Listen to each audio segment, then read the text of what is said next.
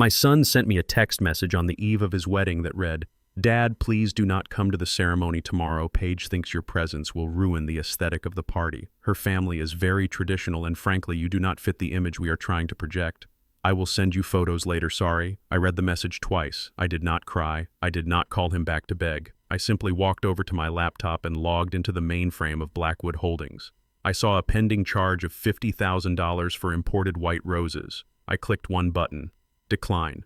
Then I clicked another, freeze all assets. The next morning, they were not worrying about the aesthetic of their wedding photos. They were worrying about why security was escorting them out of their presidential suite. Before I tell you how I destroyed my son's fake empire in less than 24 hours, let me know where you are watching from in the comments below. Hit like and subscribe if you have ever been underestimated by your own flesh and blood. My name is Cyrus Blackwood, and at 67 years old, I have learned that silence is the loudest noise you can make. I stood in the middle of my living room in a townhouse that most people would call modest. The air smelled of starch and old lavender. On the ironing board lay my navy blue suit. It was 10 years old, but the wool was good, and I had polished the brass buttons until they shone like gold coins. I was ready. I was proud. Tomorrow was the day my only son, Trey, was marrying into the Huntington family. On the table next to the iron sat a leather-bound Bible that had belonged to my grandfather. Inside the pages of the Book of Proverbs, I had placed a cashier's check. It was a wedding gift, $500,000, $500,000 to help them buy their first home so they would not have to rent like I did for so many years. I had worked 3 jobs simultaneously in my 30s, hauling crates at the docks, driving trucks across state lines, and cleaning floors to ensure Trey never felt the cold wind of poverty. I had built Blackwood Logistics from one rusted van into a global fleet, but I never flashed the money. I wanted Trey to build character. Then my phone buzzed on the ironing board. It was Trey. I picked it up, expecting a last-minute request to bring the ring or perhaps just a nervous groom needing reassurance. Instead, I saw the text that severed the last cord connecting us. "Dad, do not come to the wedding. Paige thinks your presence will ruin the aesthetic. Her family is very traditional. You just do not fit the image." I stared at the words, "ruin the aesthetic." My hands, which are calloused and scarred from 40 years of labor, were apparently too rough for the delicate sensibilities of the Huntington family. They saw an old black man in a dated suit and saw a blemish.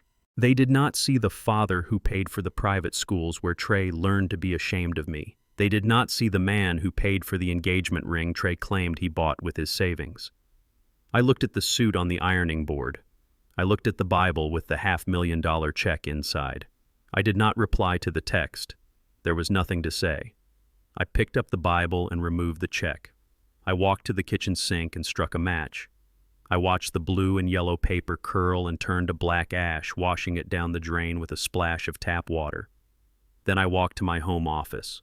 It is a small room with no windows, but it houses the secure server for my private equity firm. I sat down and typed in my credentials. The screen glowed blue, reflecting in my glasses. I navigated to the sub-accounts managed under the Blackwood Family Trust. I pulled up Trey's profile. I had given him a platinum card under the guise of a small startup loan to help him launch his consulting business. I told him he had a limit and he needed to be careful. In reality, it was an unlimited line of credit backed by my personal assets. I looked at the recent activity. It was a hemorrhage of vanity. $50,000 for floral arrangements charged 10 minutes ago, $12,000 for a vintage champagne tower, $8,000 for custom silk napkins embroidered with the Huntington crest. They were burning through money that wasn't theirs to celebrate a union that excluded the man providing the fuel. I looked at the status bar.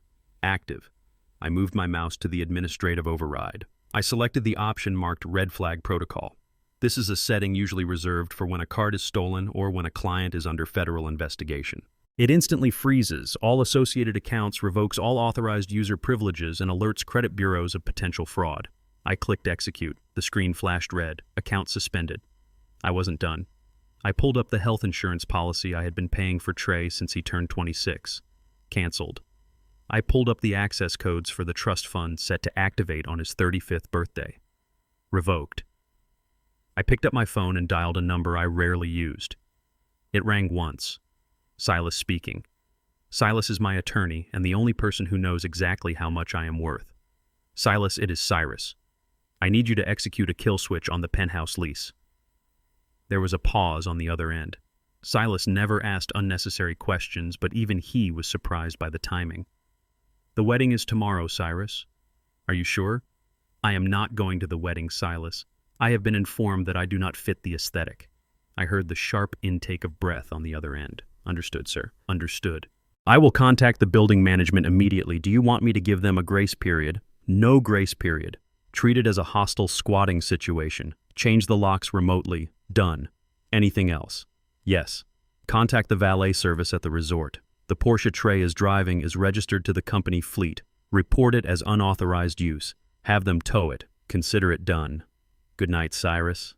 I hung up. I went back to the living room and unplugged the iron. I folded the navy blue suit and put it back in the closet. Then I went to the kitchen, made myself a cup of black coffee, and sat in the dark listening to the hum of the refrigerator. I felt a strange sense of calm. It was the calm of a man who had finally put down a heavy load he had been carrying for too long. 3 hours later, and 200 miles away, the chaos began. The setting was the Grand Coastal Resort, a 5-star venue overlooking the ocean where the air smelled of salt and expensive perfume. Trey and Paige were standing at the front desk surrounded by their bridal party. Paige looked stunning in a white dress that likely cost more than my car, holding a clutch bag that could feed a family for a year. Her parents, Mr. and Mrs. Huntington, were standing nearby looking bored and sipping complimentary sparkling water. The lobby was bustling with guests arriving for the rehearsal dinner. The atmosphere was one of effortless wealth, the kind of environment where money is never discussed because its presence is assumed. Trey placed the platinum card on the marble counter with the casual arrogance of someone who has never had a payment declined. We are checking in. Presidential suite for us and the deluxe ocean view rooms for the parents. The receptionist, a young woman with a polite smile, took the card and swiped it. She frowned slightly. She swiped it again. Then she typed something into her keyboard. I am sorry, sir, the card has been declined. Trey laughed. It was a nervous sound. That is impossible. Run it again. It is a platinum card. There is no limit. I have run it 3 times, sir. It is returning a code I have never seen before. It says contact issuer immediately. Security alert. Paige stepped forward, her smile tight. Trey, stop playing around. Use the other card. The guests are waiting for their room keys. Trey pulled out his backup card. A gold card also linked to my accounts. He handed it over. The receptionist swiped it. Declined. The silence that followed was heavy. The guests behind them began to shuffle their feet. Mr. Huntington cleared his throat loudly. Is there a problem here, Trey? I thought you said everything was taken care of. It is taken care of. Trey was sweating now. His forehead was glistening under the lobby lights. It must be a bank error. Their system is probably down. Let me call them. He pulled out his phone and dialed the priority support number on the back of the card. He put it on speaker so Paige could hear that it was just a technical glitch. Welcome to Blackwood Financial Services. The automated voice was cheerful. We are unable to complete your call. The account number you are calling from has been flagged for suspicious activity and is currently locked. Goodbye. The line went dead.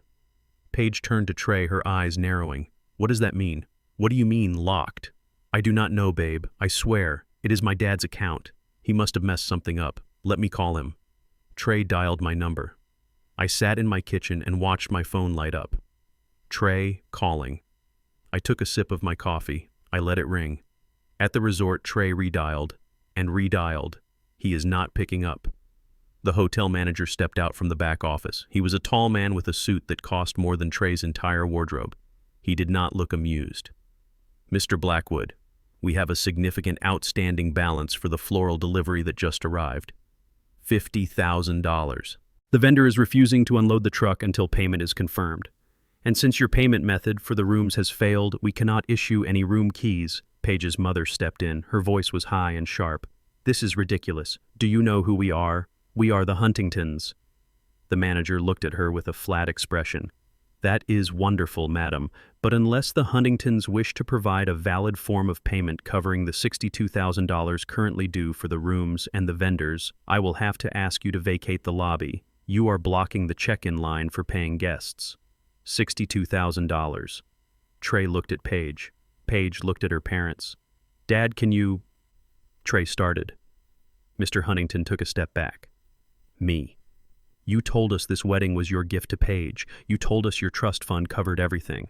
Are you telling me you do not have the money? I do. I mean, my dad does. It is just a glitch.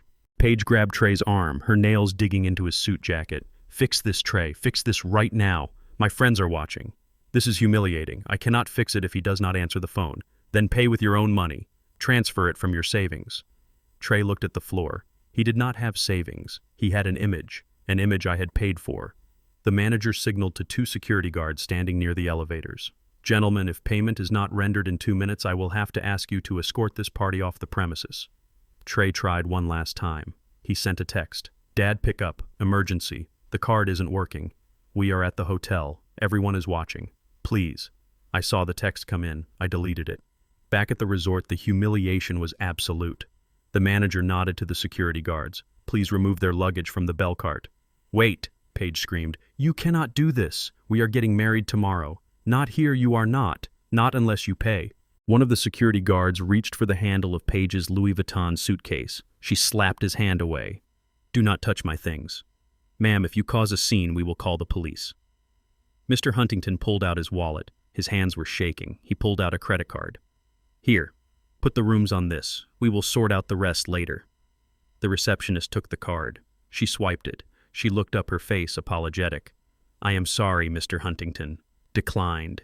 Insufficient funds. The lobby went deadly silent. Paige stared at her father. Mr. Huntington turned bright red. That is impossible. It seems the manager said, his voice dripping with ice, that nobody in this party has the means to be here. Security, escort them out. Now. 5 minutes later, the entire wedding party was standing on the curb outside the resort, surrounded by their expensive luggage. The ocean breeze blew Paige's hair across her face, but she didn't move to fix it. She was staring at Trey with a look of pure hatred. This is your father's fault, she hissed. That old man is incompetent. He probably forgot to pay the bill. Trey was frantically tapping on his phone, trying to access his mobile banking app. Access denied. User suspended. Contact administrator. He looked up at the towering hotel. The sun was setting, casting long shadows over them. They were stranded. No rooms, no venue, no flowers. We have to go to his house, Trey said. We have to go see him. He has to fix this. They hailed a large van taxi, piling the luggage in. The drive back to the city was 2 hours. 2 hours of silence. 2 hours of Paige text messaging her friends, telling them there was a technical issue with the venue. 2 hours of Trey sweating through his shirt. They arrived at my townhouse at 6 in the morning. I was awake. I had been awake all night. I was sitting on the front porch in my rocking chair, wearing my bathrobe, holding a mug of coffee. I watched the taxi pull up. I watched Trey fumble with the cash to pay the driver because his cards were useless. Paige stormed up the walkway first, her heels clicking angrily on the pavement. She did not say hello. She did not ask how I was. She screamed, "What is wrong with you? You ruined everything. Open the accounts. Right now." I took a slow sip of coffee. I looked at her. I looked at Trey, who was dragging suitcases up the path, looking like a beaten dog. "Good morning," I said. "Open the damn accounts," Dad Trey yelled. "The hotel kicked us out." Do you have any idea how embarrassing that was? I looked at him. I looked at the son who had told me I ruined his aesthetic. I imagine I said, my voice calm and steady, that it was almost as embarrassing as having a father who was a janitor. "Isn't that what you told your college friends I did?" Trey froze. "That is different. Look, we don't have time for a lecture. We need the money. The wedding is in 6 hours. "There will be no money, Trey." "What?" I stood up. I am 6'2". I may be 67, but I can still lift a 200-pound crate. I towered over them. "You uninvited me to the wedding. You said I did not fit the image. You were right. I do not fit the image of a walking ATM for ungrateful children. I closed the accounts. All of them." Paige stepped forward, getting in my face. "You can't do that. That is our money." "No," I corrected her. "That is my money. The money I earned while you were busy pretending to be rich. You have nothing." Trey laughed, a dry disbelief sound. "You are bluffing. You wouldn't do this. You love me. I did love you. I loved you enough to give you everything, and you loved me enough to be ashamed of me. So now you can be proud. You are a self-made man, Trey. Start making yourself." I turned to go back inside. Fix this or I will never let you see your future grandchildren, Paige threatened. I stopped. I looked back at her. My dear, if you raise them to be anything like you, I think I will pass. I closed the door and locked the deadbolt. Outside, I heard Paige scream. Then I heard a siren. A tow truck was pulling up to the curb. It was backing up towards the Porsche Panamera Trey had parked on the street the night before the one he claimed he leased with his company profits. The driver hopped out and hooked the chains to the bumper. Hey, what are you doing? Trey ran down the steps. That is my car. The driver checked his clipboard. Vehicle reported stolen by Blackwood Holdings. Unauthorized possession. Stolen. My dad owns Blackwood Holdings, then you better take it up with him, kid. I just have an order to repo. Trey watched as the car was lifted into the air. His ride to his own wedding was being towed away.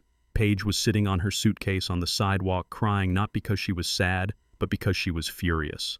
I watched through the blinds. This was just the beginning. They thought the worst thing that could happen was a declined credit card. They had no idea that I had already engaged the next phase of the plan. The Huntingtons were about to find out that their construction company, which they had leveraged to the hilt, was currently being acquired by a shell company I controlled, and I had no intention of keeping the current management. The wedding was supposed to be at noon. It was currently 7 a.m., and the storm was just making landfall. The pounding on my front door started at 7 in the morning. It was not a polite knock. It was the desperate, rhythmic thud of a fist hitting wood with entitlement. I was sitting in my favorite armchair by the window nursing a second cup of black coffee. The steam rose from the mug, curling in the morning light. I did not get up immediately. I took a slow, deliberate sip and let the banging continue for another minute. I wanted them to wait. I wanted them to realize that my time was no longer theirs to demand. Finally, I stood up and walked to the door. I unlocked the deadbolt and pulled it open. Trey stood there looking like he hadn't slept in 24 hours. His designer shirt was wrinkled and there were sweat stains under his arms. Next to him was Paige. She was vibrating with rage. She pushed past Trey and stormed into my living room without waiting to be invited. Her eyes darted around the space, scanning the worn velvet sofa, the shelves lined with old paperbacks, and the slightly faded rug that I had bought 10 years ago. Her nose wrinkled as if she had just stepped into a landfill. "It smells like old people in here," she announced, her voice shrill and cutting. "God, Trey, how can you stand it? It smells like mothballs and cheap detergent." She turned to me, her face twisted into a scowl that ruined her perfect makeup. "Fix it, Cyrus. Fix it right now." I closed the door, gently shutting out the morning breeze. I walked past them and sat back down in my armchair. I did not offer them coffee. I did not offer them a seat. "Good morning to you too, Paige," I said, my voice flat. "To what do I owe the pleasure of this invasion?" "Don't play dumb with me," she snapped. "You embarrassed us. You humiliated us in front of the hotel staff, in front of my parents. Do you have any idea how much pull the Huntingtons have in this town? You made us look like beggars." I looked at her calmly. "You are beggars, Paige. You were trying to pay for a $60,000 weekend with a card that isn't yours. That is the definition of begging." Trey stepped forward, running a hand through his messy hair. "Dad, please, stop this. We need the card reactivated. The wedding is in 5 hours. We have guests arriving at the venue. The vendors are threatening to walk. Just turn the money back on." I looked at my son. He was 32 years old, but standing there in my living room, he looked like a toddler throwing a tantrum in a toy store. "Why should I, Trey?" "Because I am your son," he pleaded. I took another sip of coffee. "Yesterday I was your son's father. Yesterday I was the man who raised you. But then I received a text message. A text message that said I was not welcome. A text message that said I did not fit the image." Trey flinched. He looked at his shoes. Paige, however, did not back down. She crossed her arms over her chest. "We were just being honest, Cyrus. Look at you. Look at this place. You live like a hermit. You wear suits from the last century. My family is elite. We have standards. We have an aesthetic to maintain.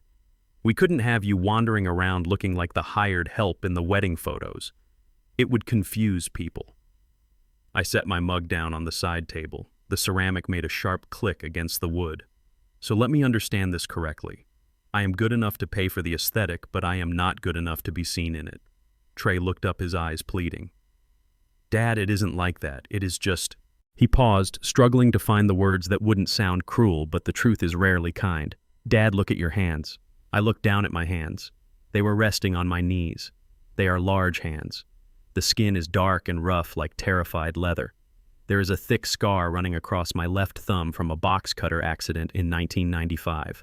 There are calluses on my palms that never went away even after I stopped driving the trucks myself. They are the hands of a man who has worked every single day of his life. What about them, Trey? They are rough, Dad. They are working-class hands. Paige's father has never lifted anything heavier than a golf club. His hands are smooth. When you shake hands with people, you have a grip that hurts. You have grease under your nails sometimes, even when you scrub them. It makes people uncomfortable. It signals that you come from a different world. We just didn't want any awkward questions about why the groom's father looks like a laborer. The room went silent. The only sound was the ticking of the grandfather clock in the hallway. I looked at my hands again. I remembered how these hands had carried Trey when he had a fever of 104, because I couldn't afford a car to get to the hospital, so I ran 3 miles with him in my arms. I remembered how these hands had stacked crates in a freezing warehouse for 16 hours a day so that Trey could have the newest sneakers. I remembered how these hands had signed the tuition checks for the private school where he learned to despise the very labor that fed him. I see, I said softly. My hands are the problem. Yes, Paige interjected. It is a visual thing, Cyrus. You wouldn't understand. You don't have taste. But we are willing to overlook your little tantrum if you just open the accounts now. We can still salvage the reception. I stood up slowly. The chair creaked. I walked over to the window and looked out at the street. Parked right in front of my driveway was the white Porsche Panamera. It was gleaming in the sun, a symbol of wealth that Trey had paraded around town for the last 6 months. He told everyone he leased it with his bonus check. In reality, I bought it through one of my shell companies and let him use it because I wanted him to be safe. I turned back to them. You are right, Trey. My hands are rough. They are the hands of a brawler, a builder. And you are right, Paige. I do not have taste. I prefer function over form. I pulled my phone out of my pocket. So I am going to make a functional decision. Since I am not part of the wedding, I am no longer part of the financing. And since my hands are too dirty to shake the hands of your guests, they are also too dirty to sign the checks that pay for your lifestyle. What are you doing? Trey asked, his voice rising in panic. I tapped the screen. I was calling the asset recovery team I had put on standby. I am cleaning up the aesthetic, I said. Outside, a loud beep cut through the morning air. It was followed by the heavy mechanical whine of a hydraulic lift. Trey spun around and ran to the window. No. He scrambled to the door, tearing it open. Paige followed him, her heels clacking on the hardwood. I walked slowly behind them, stepping out onto the porch. A massive flatbed tow truck had backed up to the Porsche. A large man in a neon vest was already hooking the chains to the front axle. The truck had the logo of Metro Recovery Services on the side, a subsidiary of a company I acquired 3 years ago. Hey, stop that, Trey screamed, running down the driveway. Get away from my car. That is my car. The driver didn't even look up. He yanked the chain tight and signaled to the operator in the cab. The winch groaned, and the front of the white Porsche lifted into the air. Sir, step back, the driver said, his voice bored. You can't take this, Trey yelled, grabbing the driver's arm. I have the lease. It is in my name. The driver shook him off effortlessly. No, it isn't, kid. This vehicle is registered to Blackwood Fleet Services. The owner reported it as unauthorized use due to suspected fraud. I have a repossession order right here. Fraud, Paige shrieked. She was standing on the lawn, her hands in her hair. We didn't commit fraud. That old man is lying. She pointed a manicured finger at me standing on the porch. Tell him, Cyrus. Tell him it is a mistake. I looked down at them from the high ground of my front steps.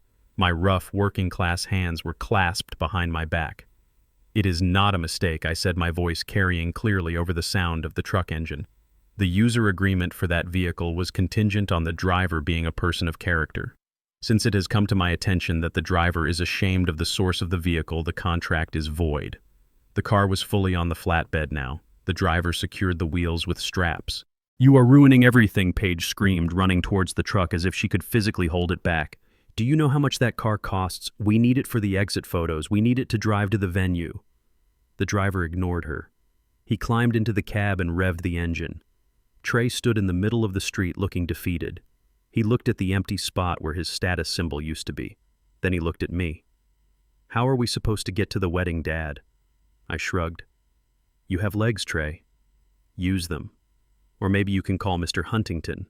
Surely a man of his elite status has a spare limousine lying around. The tow truck pulled away carrying the Porsche down the street and around the corner. The silence that followed was broken only by Paige's sobbing. She wasn't crying because she was sad. She was crying because she was powerless, and for a woman like Paige that was a fate worse than death. She turned to Trey and started hitting his chest with her fists. "Do something, you idiot! Do something! Call the police! Call a lawyer!" Trey caught her wrists. "Stop it, Paige. Stop." He looked up at me again. His eyes were red. "I hate you," he shouted. "I hate you for this." I nodded slowly. "That is fine, son. You hated me yesterday too. You just didn't say it to my face because you needed my money. At least now we are being honest." I turned and walked back into my house. I closed the door and locked it. I went back to my chair and picked up my coffee. It was still warm. I could hear them arguing outside. Paige was screaming about calling an Uber, but neither of them had a working credit card. They would have to walk 3 blocks to the bus stop. I took a sip of coffee. The invasion had been repelled. But the war was far from over. I checked my watch. It was 8:30 in the morning. Mr. and Mrs. Huntington would be waking up soon at the hotel expecting a champagne breakfast. Instead, they were about to receive a phone call from their bank that would ruin their appetite for the rest of their lives. I opened my laptop again. It was time to deal with the in-laws. An hour after the tow truck disappeared around the corner, a black Lincoln Navigator pulled up to the curb. It was a hired car service, the kind with a magnetic logo slapped on the door, not a private driver. I noticed the tires were worn and the bumper had a scratch on the left side. For a family that claimed to be the pillars of high society, the Huntingtons certainly had a flexible definition of luxury. I was sweeping the porch. It was a simple task, a meditative rhythm that kept my hands busy while my mind calculated the destruction of my enemies. The dust settled on the concrete steps as the heavy door of the Lincoln swung open. A man stepped out. He was tall, with silver hair that was sprayed into helmet-like submission. He wore a linen suit that was trying too hard to look casual, but the fabric was pulling at the buttons. This was Arthur Huntington. He looked at my neighborhood with a sneer that suggested he feared catching a disease just by breathing the air. Next to him stepped a woman who looked like she had been preserved in amber and expensive Chardonnay. Mrs. Huntington wore large sunglasses and a scarf that cost more than my monthly utility bill. Trey and Paige were sitting on the curb, their suitcases surrounding them like the wreckage of a plane crash. When they saw the car, Paige jumped up, wiping her eyes, and ran to her mother. "Oh, thank God you are here," Paige wailed, burying her face in her mother's silk scarf. He ruined everything.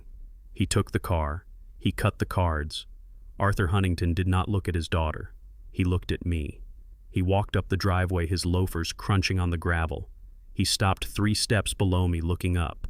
He did not extend a hand. He did not introduce himself. He just pointed a manicured finger at my chest. "You there?" he barked. I stopped sweeping. I leaned on the broom handle and looked down at him. "Yes," I said. "Are you the father?" Arthur asked. The tone was not a question. It was an accusation. It was the tone a man uses when he is speaking to staff he intends to fire. "I am Cyrus Blackwood," I replied. Arthur snorted. He looked at my work boots, then at the broom in my hand. "Well, Cyrus, you have made quite a mess of things, haven't you? My daughter called me in hysterics. Something about a declined card and a missing car. I assume this is some sort of clerical error on your part, but let me be clear. We do not have time for incompetence. The wedding is tomorrow." He reached into his pocket and pulled out a leather money clip. He peeled off a $100 bill and held it out to me. "Here, take this. Go clean yourself up. Maybe buy a shirt that doesn't look like it came from a donation bin, and then fix the accounts. I want my daughter in that bridal suite by noon. Do you understand me?" I looked at the $100 bill fluttering in the wind. I looked at his face. He truly believed he was doing me a favor. He truly believed that $100 was a life-changing amount of money for me. He looked at me and saw a gardener. He saw a laborer. He saw someone who existed solely to serve his needs. I did not take the money. "You can put that away, Arthur," I said, my voice low and even. "You are going to need every cent of it for the Uber ride home." Arthur turned a shade of purple that clashed with his linen suit. "Excuse me," he sputtered. "Do you know who I am? I am Arthur Huntington. I own Huntington Construction. I build skyscrapers. You sweep porches. Do not speak to me like that. I smiled. It was a cold smile. I know exactly who you are, Arthur. And I know that skyscrapers are not the only things you build. You also build mountains of debt. Arthur froze. His eyes darted to Trey, who was standing by the car, head down, looking at his shoes. Trey, get in the car, Arthur commanded. We are leaving. We will figure this out without this peasant.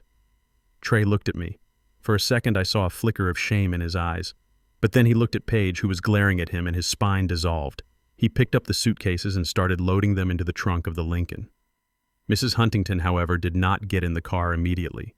She walked up the driveway. She stopped closer to me than her husband had dared. She lowered her sunglasses and looked me in the eye. Her eyes were blue and cold like glacial ice. She smelled of gin and desperation. Mr. Blackwood, she said, her voice a hushed whisper so that Trey and Paige could not hear. Let us be realistic for a moment, shall we? I waited. We accepted Trey into our family, she continued, because we were under the impression that he came with certain financial guarantees. A trust fund, a portfolio. Security, she looked at my house again, her lip curling. We certainly did not accept him for his pedigree. Let us be honest. A boy like Trey does not marry a Huntington without bringing something substantial to the table. We overlooked his background. We overlooked his family. We overlooked you. We did this because we thought he could provide the lifestyle Paige deserves. She paused, letting the weight of her prejudice hang in the air between us. She didn't use the racial slur, but it was there hidden in the words background and family. It was woven into the way she looked at my skin and then at her own. If you do not turn the money back on Mr. Blackwood, she hissed, if you do not pay for this wedding and reinstate his access to the trust, the marriage is off. We will take Paige and we will leave. Do you want your son to be heartbroken? Do you want him to be humiliated? Do you want him to be dumped because his father was too cheap to secure his future? I looked at this woman. I saw the layers of makeup covering the wrinkles of worry. I saw the jewelry that was likely insured for more than its value. She was trying to sell me her daughter. She was negotiating a business transaction, not a marriage. And she was using my son's race and my perceived poverty as leverage. You are asking me to buy your daughter, I said quietly. I am asking you to pay the admission fee, she corrected, smooth as silk. If you want your bloodline mixed with ours, you have to pay the premium. Fix it, Cyrus, or Trey comes home with us as a chauffeur, not a husband. She turned on her heel and walked back to the car. She climbed into the back seat next to Paige. Arthur got in the front. Trey squeezed in the back. The car was overloaded. The suspension groaned as it pulled away from the curb, leaving a cloud of exhaust in my face. I stood there for a long time, gripping the broom handle until my knuckles turned white. They thought they had backed me into a corner. They thought that by threatening to reject Trey, they could force my hand. They thought I was a desperate old man who needed their validation. They were wrong. I put the broom down. I walked into my house and went straight to my office. The air was cool and dark. I sat down at my desk and unlocked my secure phone. I dialed Silas. It was a Saturday, but Silas answered on the second ring. Status report, Cyrus. Silas, I need you to pull the file on Huntington Construction, the loan application they submitted last week. One moment, I heard the clicking of keys. Here it is. They applied for a bridge loan, $5 million. They are in a liquidity crisis, Cyrus. Their vendors have put a hold on materials. They have 3 projects stalled. They are bleeding cash. They need this loan to make payroll on Monday. If they do not get it, they are insolvent. I leaned back in my chair. I knew it. They were broke. That was why they were so desperate for the wedding to happen. They needed Trey's trust fund to plug the holes in their sinking ship. They weren't just marrying off their daughter, they were looking for a bailout. And they had the audacity to sneer at me while they begged for my money. Who is the lender on the application, Silas? It is a private equity firm out of Delaware, Vantage Capital. I allowed myself a small, dry smile. Vantage Capital was one of my holding companies. I owned it. I was the bank. Silas, I want you to approve the loan. Silence on the other line. Approve it, Cyrus. They are a terrible risk. Their credit is shot. I know. Approve it anyway. But I want you to add a rider to the contract, a specific clause. I want full personal collateral. You mean a personal guarantee? No, Silas, I mean everything. I want a lien on their primary residence. their vacation home in the Hamptons, their cars, their art collection, and a controlling interest in the company stock if they default on a single payment. That is aggressive, Cyrus. That is predatory. They are predators, Silas. I am just feeding them. They are desperate. They will sign anything to keep the lights on and the champagne flowing for one more week. Send the paperwork to Arthur Huntington's email immediately. Mark it urgent. Tell him the funds can be released within the hour if he signs digitally right now. Understood. Sending it now. I hung up the phone. I stared at the black screen. Mrs. Huntington had talked about admission fees. She had talked about paying premiums. She wanted to play the game of high finance and elite maneuvering. She had no idea she was playing against the house. By signing that loan, Arthur Huntington was handing me the keys to his entire life. He was going to use that money to pay for the wedding, to pay for the hotel, to prove that he was still a big shot. He was going to dig a hole so deep he would never climb out. And when the first payment came due in 30 days, I would be there. I stood up and walked to the kitchen. I poured the cold coffee down the sink and brewed a fresh pot. My son was gone. He had chosen his side. He was sitting in a crowded car with people who despised him, people who saw him as a ticket to survival, not a human being. He was willing to let them insult me, to let them demean his own heritage just to stay in their orbit. It broke my heart, but it also clarified my vision. The wedding was going to happen. I would make sure of it. Not because I supported it, but because it was the perfect stage for the final act. I needed to see it for myself. I needed to see them celebrating on my dime one last time before I pulled the rug out from under them. I went to my closet. I pushed aside the navy blue suit. In the back, covered in plastic, was a tuxedo I hadn't worn in years. I unzipped the bag. It was black, sleek, and timeless. I wasn't going to the wedding as a guest. I wasn't going as the father of the groom. I was going as the owner. But first, there was one more loose end to tie up. Trey and Paige were heading to the penthouse. They thought it was their safe haven. They thought they could hide there, regroup, and plan their next attack. They were wrong. I picked up my phone again. I opened the building management app for the skyscraper downtown. Unit 40B, the penthouse. Status occupied. I tapped the screen. Status lockout mode engaged. I watched the icon turn from green to red. Enjoy the view from the hallway, son, I whispered. The Huntingtons had called me a gardener. Tomorrow I would show them exactly what I was planning to prune. Trey and Paige arrived at the Sterling Tower penthouse just after noon. The Uber ride from my house had cost them nearly $80, which Trey had paid with a crumpled bill he found in his jacket pocket, his last reserve of cash. They stood in the sleek marble lobby, surrounded by their mountain of luggage, looking like refugees from a high-fashion war zone. The concierge, usually a man named David, who greeted Trey by name, was conspicuously absent. Instead, a stern-faced security guard watched them from behind the desk, his eyes tracking their every move. Trey punched the elevator button with aggressive force. "We just need to shower," Paige muttered, her voice tight with stress. "We need to regroup. We can call the bank from the apartment. Maybe we can get a courier to bring cash from your trust fund manager." Trey didn't answer. He was staring at the floor numbers lighting up. He looked sick. The elevator doors slid open on the 40th floor. The hallway smelled of expensive ozone and silence. They dragged their suitcases down the plush carpet towards Unit 40B, the double mahogany doors that had been their sanctuary, their symbol of arrival. Trey reached for the biometric scanner next to the door handle. He pressed his thumb against the glass plate, expecting the familiar green light and the soft click of the lock disengaging. Instead, the scanner flashed a harsh, angry red. Access denied. Trey frowned. He wiped his thumb on his pants and pressed it again. Harder this time. Access denied. User permissions revoked. "What is wrong now?" Paige snapped, dropping her makeup case with a thud. "Open the door, Trey. I need to get out of these clothes." "I am trying," Trey said, panic creeping into his voice. "It is not reading my print. It must be a system error. Everything is going wrong today." He tried his index finger. Then he tried punching in the backup code on the keypad. Error. Code invalid. He rattled the handle. It was locked tight. Paige pushed him aside. "Move. Let me try." She pressed her thumb to the scanner. She had been added to the lease 3 months ago when she moved in. Access denied. She stared at the little screen, her mouth opening in disbelief. "Did you forget to pay the rent too?" she hissed. "Is that it? Did you spend all our money on... What exactly, Trey? You don't do anything." I didn't forget, Trey stammered. The rent is auto-pay. It comes out of the... He stopped. It came out of the account I had frozen. Before he could finish the sentence, the elevator chimed behind them. They spun around, the doors opened, and 3 men stepped out. 2 were large security guards in tactical vests. The third was Mr. Henderson, the building manager, a man who usually treated Trey with the deferential politeness reserved for valuable tenants. Today, however, he looked like an executioner. He held a clipboard in one hand and a tablet in the other.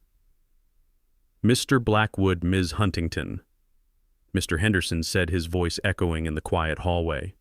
"I see you have discovered the lock change."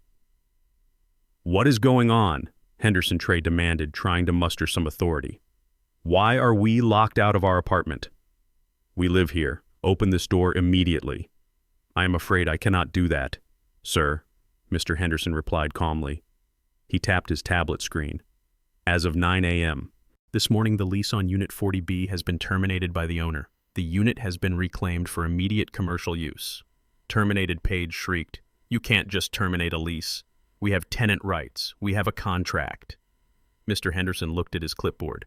"Actually, Ms. Huntington, you were never on the lease. You were listed as a guest, and Mr. Blackwood here was residing under a corporate housing agreement. That agreement contained a clause allowing the owner to reclaim the property at any time without notice for business necessity. That clause was exercised this morning." Trey stared at him. Corporate housing. He had always told Paige he rented it directly. He had told her he negotiated a killer deal. He didn't know the details because he never read the paperwork. "I handled the paperwork." "Who is the owner?" Trey asked, his voice trembling. "Who is doing this to us?" Mr. Henderson looked at him with a strange expression, a mix of pity and confusion. "The owner is Blackwood Holdings, sir, the parent company." Paige froze. She turned slowly to look at Trey. "Blackwood Holdings." "Blackwood, that is your last name, Trey." Trey looked like he was about to vomit. I don't know what that means. It is just a coincidence. Blackwood is a common name." Mr. Henderson cleared his throat. "It is not a coincidence, sir. The deed lists the primary shareholder of Blackwood Holdings as Cyrus Blackwood, your father." The silence that followed was absolute. Paige looked at Trey, then at the door, then back at Trey. Her eyes were wide, processing the information. "Your father owns this building," Mr. Henderson corrected her. "He owns the holding company that owns the building, Ms. Huntington, and several others in the city, I believe. He sent the order himself. He stated that the unit is being converted into a file storage facility effective immediately." "File storage," Paige whispered. "He is kicking us out to store paper, Mr." Henderson nodded to the security guards. "We have been instructed to allow you 30 minutes to retrieve your personal effects. Anything left after that time will be moved to off-site storage at your expense. The guards will supervise. You may enter now." He swiped his master key card. The light turned green. The door clicked open. They didn't move for a second. The reality was crashing down on them. The apartment, the view, the address, it was all mine. It had always been mine. Trey wasn't a successful consultant living the high life. He was a squatter in his father's investment portfolio. Trey walked into the apartment like a zombie. It was a beautiful space, floor-to-ceiling windows overlooking the skyline, modern furniture, art on the walls. Now it looked like a trap. Paige followed him. She didn't scream. She didn't yell. She was in shock. "Your father," she muttered. "Your father who sweeps his own porch. Your father who wears work boots. He owns this." "I didn't know," Trey whispered. "I swear, Paige, he told me he just knew a guy. He told me he got a discount. I didn't know he owned the company." "You didn't know," Paige turned on him, her voice rising. "You didn't know your father was a multimillionaire. What kind of idiot doesn't know his own family has money? The kind whose father wanted him to build his own character," I thought from my office watching the security feed on my laptop. 30 minutes, Mr. Henderson announced from the doorway, checking his watch. "I suggest you hurry." The next half hour was a frantic, humiliating scramble. Under the watchful eyes of the guards, Trey and Paige threw clothes into suitcases. They grabbed jewelry, laptops, chargers. They didn't have time to pack properly. Silk dresses were jammed in with shoes. Suits were crumpled into balls. They left behind the furniture, the TV, the artwork. At 29 minutes, Mr. Henderson stepped in. "Time is up. Please vacate the premises." "But we aren't done," Paige protested, trying to zip a bursting suitcase. "I haven't got my shoes from the closet." "Time is up," Mr. Henderson repeated. The guards stepped forward. They didn't touch them, but their presence was enough. Trey grabbed Paige's arm. "Come on, Paige, let's go. We have to go." They dragged their bags out into the hallway. The door clicked shut behind them. The light turned red again. Locked out. Homeless. They took the elevator down to the lobby in silence. The other people in the elevator, sleek professionals heading to lunch, looked at their disheveled state and their mountain of luggage with disdain. They walked out onto the street. It was raining now, a light cold drizzle that soaked into their clothes. They stood under the awning of the building they used to live in. "Where do we go?" Trey asked. Paige looked at him. Her mascara was running. Her perfect hair was frizzy. "We go to a hotel," she said. "A cheap one. One that takes cash. Because that is all we have, right?" They hailed another Uber. This time they couldn't afford the luxury SUV. They got a small dented sedan that smelled of stale cigarettes. They drove to a motel on the outskirts of the city near the airport. It was the kind of place with neon signs that flickered and carpets that hadn't been cleaned since the 90s. They checked into a room with 2 double beds and a view of the parking lot. Trey paid with the last of his cash. He had $12 left. They dragged the suitcases into the room. It was small and dingy. The harsh fluorescent light buzzed overhead. Paige sat on the edge of the bed. She looked around the room. Then she looked at Trey. She reached into her purse and pulled out the engagement ring. It was a 3-carat diamond. I had paid for it. Trey had told her he saved for 2 years. She looked at the ring, then at Trey. "You are a liar," she said quietly. "Paige, I didn't lie, You said your father was a nobody. You said he was a janitor. You said you were the success story. You said you built your business. I did. I am trying." "No, Trey, you are a fraud. Your father owns the building. Your father pays the bills. Your father bought this ring, didn't he?" Trey looked down. "Yes." Paige stood up. She walked over to him. She took his hand, placed the ring in his palm, and closed his fingers over it. Then she slapped him. Hard. "You are pathetic," she spat. "You let me treat him like dirt. You let my parents treat him like dirt. And all the while, he was the one holding the strings. He was the one with the power, and you were just his puppet." She grabbed her purse. "I am going to the vending machine. I need a soda, and when I come back, you better have a plan to fix this. Because if I have to spend my wedding night in this dump, I am going to make you wish you were never born." She slammed the door. Trey stood alone in the motel room, clutching the ring. He looked at his reflection in the cracked mirror. He saw a man who had lost everything because he was ashamed of the one person who gave him everything. He sat down on the lumpy bed and put his head in his hands. Outside, the rain fell harder, washing away the illusion of his life, leaving only the cold, hard truth. And the truth was, he was broke, homeless, and alone. But the worst was yet to come, because tomorrow was the wedding, and his father had just bought the venue. The vibration of a cell phone on a cheap laminate nightstand is a distinct sound. It is a rattle that speaks of thin walls and hollow furniture. In the motel room, Trey and Paige watched their social standing evaporate one notification at a time. The rumor mill in their circle moved faster than the stock market, and the crash was just as devastating. Paige sat on the edge of the bed, staring at her screen with the horror of someone watching a car accident. Her phone was lighting up, not with congratulations, but with cancellations. "Oh my God," she whispered. "Sarah just canceled. She said she has a sudden family emergency. Sarah is the maid of honor, Trey. She is bailing on the rehearsal dinner." Trey was pacing the small room wearing the same wrinkled shirt he had slept in. "Call her back, Paige. Tell her it is fine. Tell her we fixed the venue issue. I can't call her back." She blocked my number. Another ping. Now the Millers are out. And the Vanderbilts. They heard about the car, Trey. They heard the tow truck driver made a scene. They think we are broke. They think we are frauds. Trey stopped pacing. He looked at his fiancée. Her eyes were not filled with love or concern for him. They were filled with the panic of a socialite losing her audience. "My father did this," Trey said. "He is destroying me. Your father is a monster," Paige spat. "But my father is going to fix it. He just texted me. He secured the funding." I knew exactly what funding she was talking about. Arthur Huntington had signed the loan documents with Vantage Capital an hour ago. He had leveraged every brick of his existence against $5 million of quick cash. He thought he had outsmarted the system. He thought he had found a lifeline. He didn't know he had just signed a deal with the devil, and the devil was his son-in-law's father.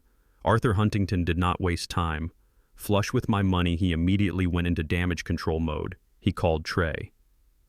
I have the audio log because Trey's phone is on a family plan that I pay for and monitor for security purposes. Listen to me, you incompetent boy, Arthur screamed through the receiver. You have embarrassed my daughter. You have embarrassed my name. People are talking Trey. They are saying the Blackwoods are insolvent. They are saying you are nothing but a diversity hire in your own father's company. I am not insolvent, Trey stammered. My dad just— I do not care about your dad, Arthur interrupted. Your dad is a senile gardener who forgot his place, but I have fixed it. I have booked the private room at Le Chateau for the rehearsal dinner tonight. It is the most expensive restaurant in the city. We are going to show these people that the Huntington-Blackwood alliance is drowning in money. We are going to order the vintage wine. We are going to order the caviar. You are going to put on a clean suit, shave that pathetic look off your face, and act like you own the place. Do you understand? Yes, sir, Trey whispered. And Trey Arthur added, his voice dropping to a menacing growl. If you embarrass me tonight, if you let slip that your father cut you off, I will destroy you. You are lucky we are even letting you marry Paige after this stunt. Fix your face. We eat at 7. I sat in my office and listened to the call end. Arthur was throwing a party with my money to save face while abusing my son. I looked at the clock. It was 4 in the afternoon. Le Chateau. I knew the place well. I owned the building it was housed in. I had leased the space to the chef 10 years ago. I picked up my phone. Jean-Luc, I said when the owner answered. It is Cyrus, Monsieur Blackwood. To what do I owe the honor? I understand you have a reservation for the Huntington party tonight in the Diamond Room. Yes, monsieur. A very large booking. Very last minute. They requested the grand menu. Good. I need a favor, Jean-Luc. One of your servers called in sick tonight. Did they, monsieur? I was not aware. Yes, they did, and I am going to fill in for them. There was a long silence on the line. Monsieur Blackwood, you want to wait tables. I want to ensure the quality of service for my family, Jean-Luc. I will be there at 6. Have a uniform ready. And Jean-Luc, no one knows who I am. To the staff and the guests, I am just the help. Do we understand each other? Of course, monsieur. At 6:30, I stood in the staff locker room of Le Chateau. The white waiter's jacket was tight across my shoulders. I buttoned it up. I put on a black face mask the kind service staff still wore to be polite and hygienic. It covered my beard and half my face. I looked in the mirror. I did not look like the CEO of a logistics empire. I looked like an invisible man. I looked like the man Arthur Huntington thought I was. I walked into the Diamond Room. It was a space of gold leaf and crystal chandeliers. The table was set for 20 people, though only 12 had confirmed. The cancellations had cut deep. Arthur and Mrs. Huntington arrived first. They swept in like royalty, ignoring the staff completely. Arthur was wearing a tuxedo that strained at his gut. Mrs. Huntington was dripping in diamonds that I now technically owned as collateral. I stood by the wall, a bottle of sparkling water in my hand. Arthur sat at the head of the table. He looked around the room with satisfaction. This will do, he said loud enough for the busboys to hear. This will show them. Vantage Capital came through just in time. Smart fellows over there. They know a good investment when they see one. Mrs. Huntington adjusted her necklace. I still cannot believe we have to do this, Arthur. That boy Trey is a liability. His father is a liability. Did you see his house? It was a shack. It does not matter, Arthur said, waving his hand. Once the wedding is over, we consolidate. We merge the assets. Trey says the old man has a pension and the house deed is clear. We can leverage that. Trey and Paige arrived 10 minutes later. They looked like they had been through a war and lost. Paige had managed to get her hair done, but her eyes were puffy. Trey was wearing a suit that I recognized. I had bought it for his graduation. It hung loosely on him now as if he had shrunk in the wash. They sat down. The atmosphere was frigid. Pour the wine, Arthur snapped, snapping his fingers in my direction without looking at me. The 82 Bordeaux, and keep it coming. I stepped forward. I held the bottle with a towel. My hand was steady. I poured a small amount into Arthur's glass for him to taste.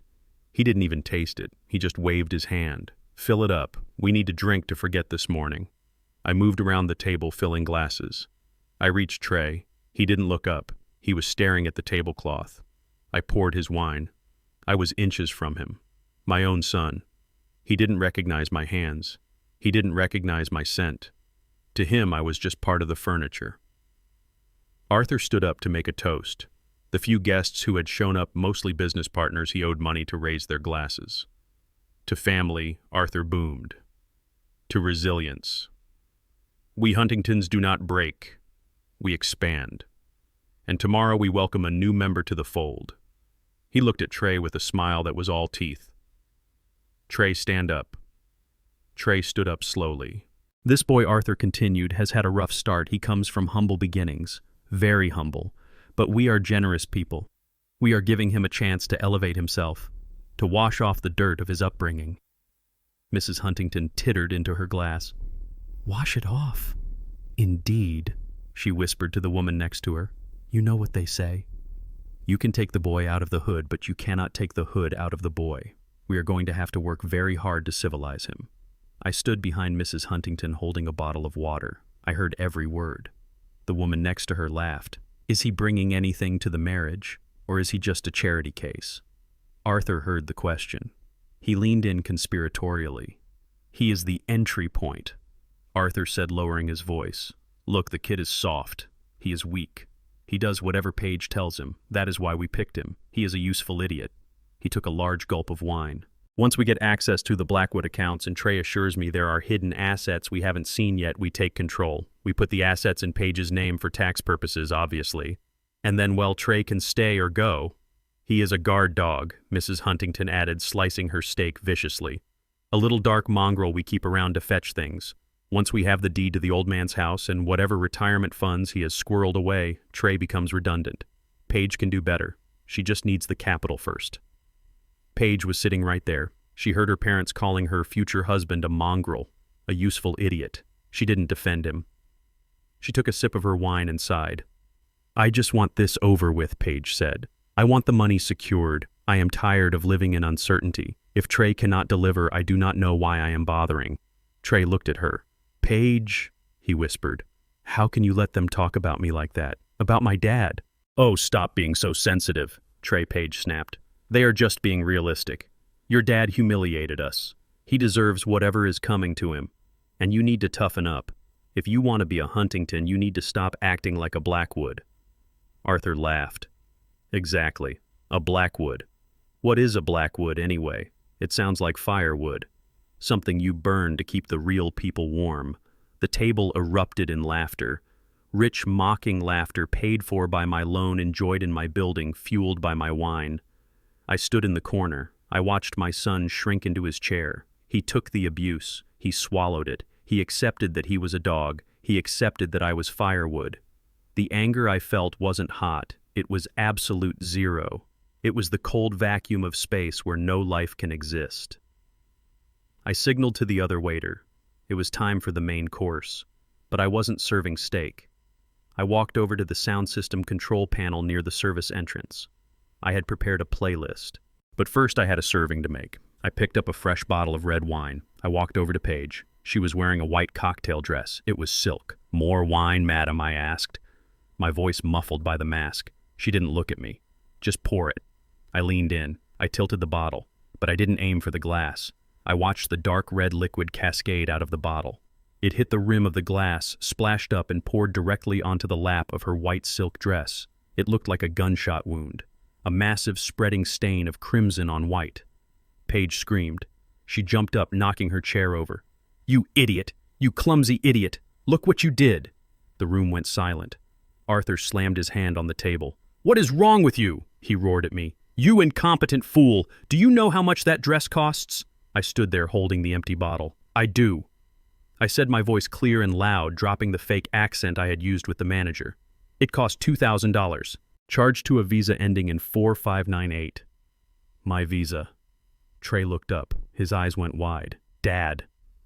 I reached up and unhooked the black mask from my ears. I let it fall to the floor. Hello, son, I said. Arthur Huntington looked at me.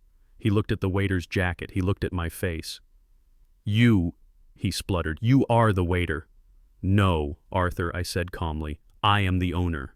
I own this building. I own the lease on this restaurant. And as of this morning, I own the debt that paid for your dinner. I looked at Paige, who was dabbing frantically at her dress with a napkin. It seems I finally fit the aesthetic, Paige. I am the help. Isn't that what you wanted? I turned to the room, But the service is over. Get out. The stain on Paige's dress was a perfect violent Rorschach test. To her it looked like a ruined wedding. To me it looked like justice. The wine had soaked instantly into the silk, turning the pristine white fabric into a dripping mess of crimson. She stared at the stain for a heartbeat, paralyzed by the sheer audacity of the accident. Then her head snapped up. Her eyes found mine above the black mask. They were wide with a fury that transcended social graces. "You clumsy idiot!" she shrieked. Her hand moved faster than thought. A sharp, stinging slap connected with my cheek. It was loud enough to silence the entire room. "Do you have any idea who I am?" she screamed, her voice cracking. "Do you know how much this dress costs? You are useless. Absolutely useless. My God, why do they even hire people like you? Are you blind or just stupid?" I did not flinch. I did not apologize. I stood there holding the empty bottle like a weapon. The slap burned, but it was a purifying fire. It burned away the last remnants of my hesitation. Paige was not finished. She grabbed a napkin and dabbed frantically at the wine, only making it worse. "Get him out of here!" she yelled at the room at large. "Someone fire him. Someone call the manager. I want him gone. I want him on the street." Arthur Huntington stood up, his face a mask of purple rage. "You heard her?" he roared. "Get out.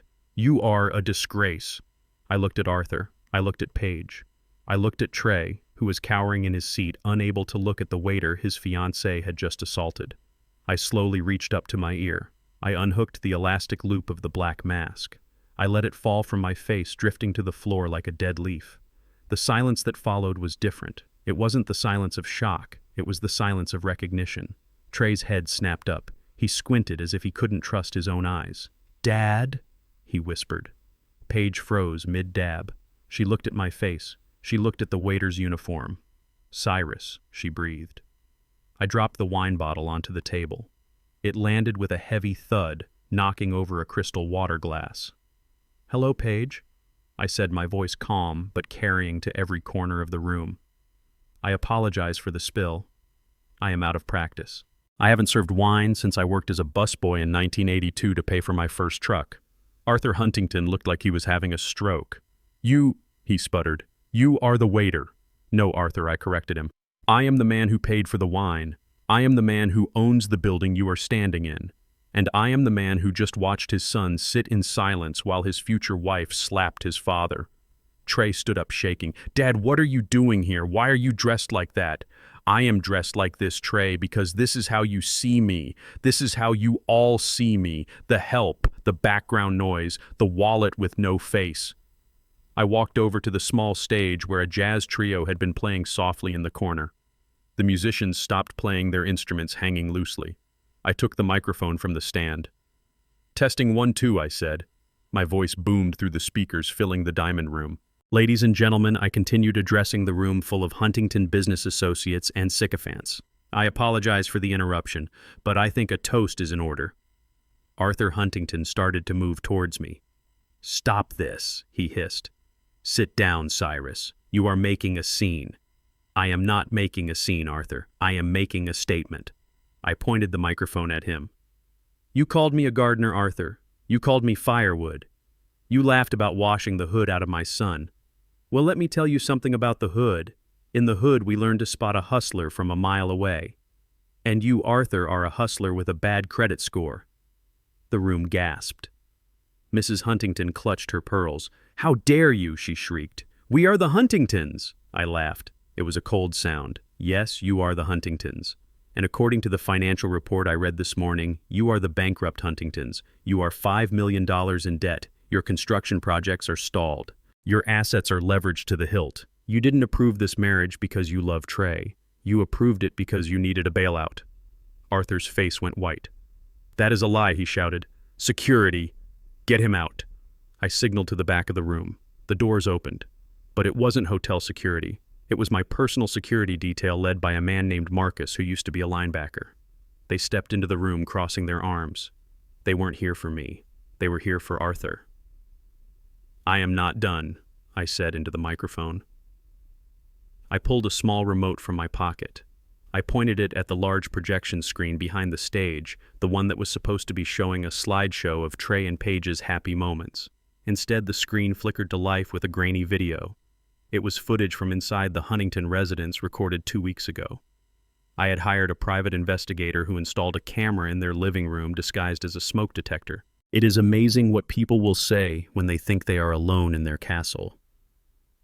The video showed Arthur and Mrs. Huntington sitting on their plush sofa, drinking martinis.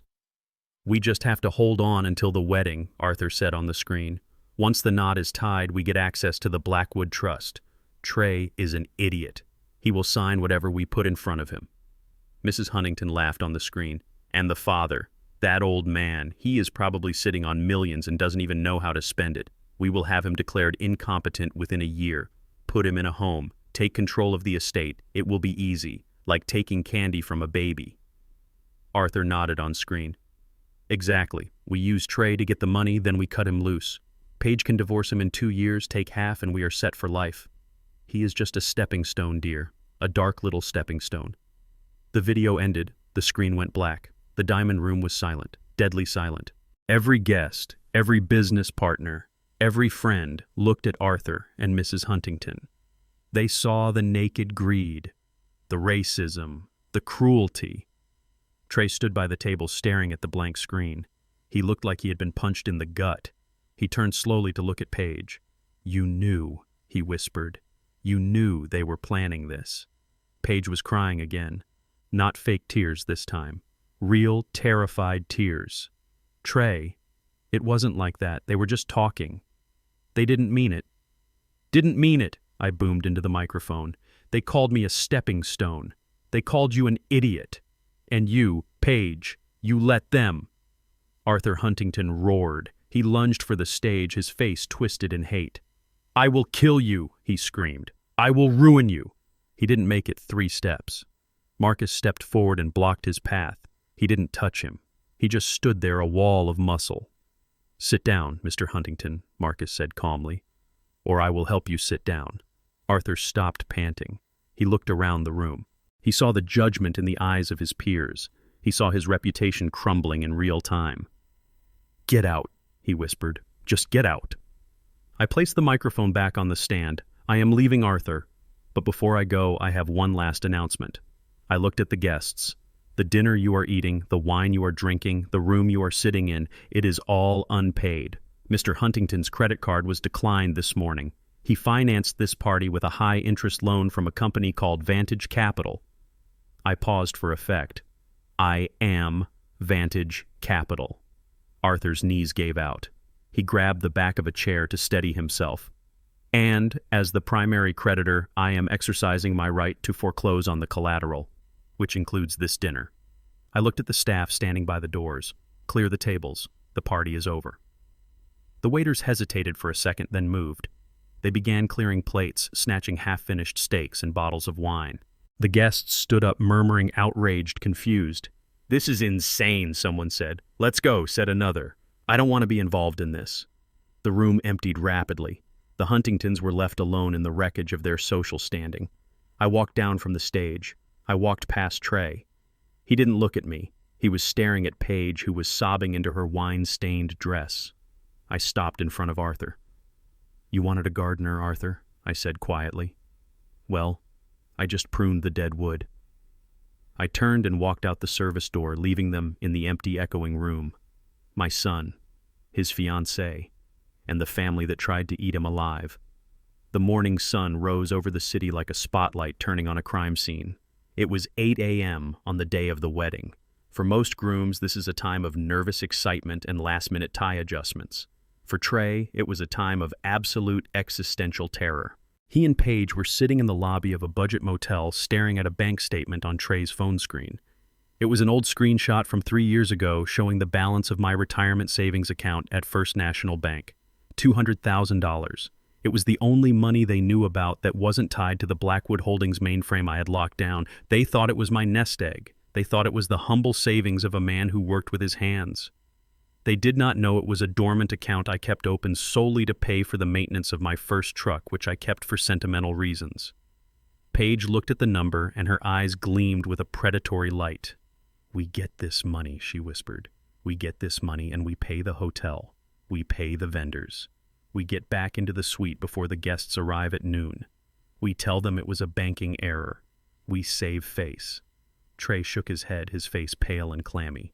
"We can't, Paige. That is his retirement. That is literally all he has to live on if the company fires him." Paige grabbed his face, squeezing his cheeks until his lips puckered. "He doesn't need it. He has Social Security. We need it, Trey. We are drowning. My father is broke. Your father is a monster. We have to survive. You have power of attorney on that account, remember? You set it up when he had that hip surgery 5 years ago. Just walk in there, sign the slip, and take the cashier's check." Trey pulled away. "I don't know if the power of attorney is still valid." "It doesn't matter," Paige snapped. "You are his son. You have the same last name. You know his Social Security number. Just forge it if you have to. It is our money anyway. It is my inheritance. We are just taking an advance. Desperation is a powerful drug. It can make a coward feel brave and a thief feel righteous." Trey stood up. He smoothed his wrinkled shirt. He looked at Paige, who was watching him with a mixture of expectation and contempt. He realized that if he didn't get this money, he lost her. He lost the Huntingtons. He lost the illusion of the life he wanted. "Let's go," he said. They drove to First National Bank in the dented Uber. They walked through the glass doors at 9:15. The bank was quiet. The air smelled of stale coffee and floor wax. Trey walked up to the teller counter. He was sweating profusely. He approached a teller named Mrs. Gable. She was a woman in her 60s with kindly eyes and reading glasses perched on the end of her nose. I had known Mrs. Gable for 30 years. She had given Trey lollipops when he was a toddler. "Hello, Trey," she said, smiling warmly. "I haven't seen you in years. How is your father?" Trey tried to smile back, but his lip twitched. "He is good, Mrs. Gable. He is great. Actually, that is why I am here. He is not feeling well today. He couldn't make it down. He needs me to make a withdrawal for some medical expenses. Mrs. Gable's smile didn't waver, but her eyes sharpened behind her lenses. "Oh, I am sorry to hear that. What do you need?" "I need to close the savings account," Trey said, pushing a withdrawal slip across the counter. "I need a cashier's check for the full balance, $210,000. Mrs. Gable looked at the slip. She looked at the signature at the bottom. It read Cyrus Blackwood, but the loop on the B was wrong. "My signature is sharp and jagged. This was round and soft." "I see," she said. "And do you have the power of attorney documentation?" "It is on file," Trey said quickly. "I filed it 5 years ago." Mrs. Gable typed into her computer. She looked at the screen. She saw the red banner flashing across the top of my profile. It was a flag I had placed there yesterday afternoon after the tow truck left my house. It read, "Revoke all authorizations. Report attempted access to authorities immediately." Mrs. Gable did not blink. She did not frown. She was a professional. "Ah, yes, here it is," she lied smoothly. "The system is just running a bit slow this morning, Trey. Since it is such a large amount, I need to get the manager to override the daily limit. It will just take a moment. Why don't you and your fiancée have a seat in the lobby? I will bring the check out to you." Trey exhaled a breath he had been holding for 10 minutes. "Thank you, Mrs. Gable. Thank you so much." He turned to Paige and gave her a thumbs up. They walked over to the seating area and sat down. They held hands. They were smiling. They thought they had won. They thought they had outsmarted the old janitor. Mrs. Gable walked into the back office. She did not print a check. She pressed the silent alarm button under the desk. Then she picked up the phone and dialed the direct line for the precinct captain. 5 minutes passed. Then 10. Trey checked his watch. "We have to go," he muttered.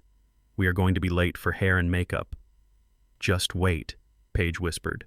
"It is 200 grand, Trey. We wait." At 12 minutes, the double doors of the bank burst open. It wasn't a team of SWAT agents. It was just 2 uniformed officers. They walked in with the casual, heavy gait of men who know exactly who they are looking for. They didn't look around. They walked straight to the seating area. "Trey Blackwood," one of the officers asked. Trey stood up. "Yes. Is there a problem?" Paige stood up too, trying to use her Huntington glare. "Excuse me, we are waiting for a transaction. We are in a hurry." The officer ignored her. He looked at Trey. "Turn around and place your hands behind your back." "What?" Trey backed up, knocking over a fake ficus plant. "Why?" "You are under arrest for attempted bank fraud, forgery, and identity theft." Trey's face went white. No, you don't understand. It is my father's account. I have permission. Mrs. Gable stepped out from behind the counter. She was holding a printout. Your father revoked your authorization yesterday, Trey, she said, her voice sad but firm. He also signed an affidavit stating that any attempt by you to access these funds should be considered a criminal act. He said you might try to forge his signature. And looking at this slip, that is exactly what you did. The officer grabbed Trey's wrist and spun him around. The sound of the handcuffs ratcheting shut was loud in the quiet bank. Click, click, click. Paige screamed, "Get off him! Do you know who I am? My father is Arthur Huntington." The second officer looked at her. The same Arthur Huntington who is currently being served with an asset seizure order. "Yeah, we know him. You are under arrest too, ma'am." "Me," Paige shrieked. "I didn't sign anything. I didn't do anything." The officer pulled out a pair of handcuffs. "We have you on the bank security camera coaching him. That is conspiracy to commit fraud. Turn around." They marched them out of the bank. It was the same bank where I had opened Trey's first junior savings account when he was 6 years old so he could learn the value of $1. Now he was leaving it in shackles because he had never learned the value of honesty. They were placed in the back of a squad car. People on the street stopped to watch. Someone filmed it on their phone. The video would be online within the hour, titled "Groom Arrested on Wedding Day." I was in my office reviewing the acquisition documents for Huntington Construction when my phone rang. It was an automated collect call from the county jail. "You have a call from an inmate, Trey Blackwood. To accept charges, press 1. I pressed 1. Dad." Trey's voice was a high-pitched panic. "Dad, you have to help me. I am in jail. They booked me, Dad. I am in a cell with a guy who is staring at me. You have to bail me out, please." I leaned back in my leather chair. I looked out the window at my garden. The roses I had planted myself were blooming. "Hello, Trey," I said calmly. "Dad, it was a mistake. I thought I still had the power of attorney. Mrs. Gable lied to me. Please, Dad, the bail is set at $50,000. I don't have it. Call a bondsman. Get me out. The wedding is in 2 hours. The wedding," I repeated. "You are still worried about the wedding." Yes, Paige is freaking out. She is in the women's holding cell screaming. "Dad, please. I am your son." I closed the file on my desk. "You are my son, Trey. That is true. But yesterday you told me I ruined the aesthetic of your life. You told me I didn't fit the image. Dad, I didn't mean it. You did mean it. And you know what, Trey? I think you were right. I don't fit the image of your high society life. And do you know what else doesn't fit that image? A father who bails out a thief. Dad, please. I am busy, Trey. I am currently auditing the financial records of a construction company I just acquired. It seems the previous owners were very careless with their accounting. I don't have time to come down there. You bought Huntington Construction, Trey whispered. I did. And I am going to clean house, starting with the management.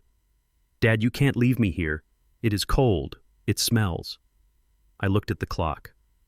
I suggest you get comfortable, son. Use the time to reflect.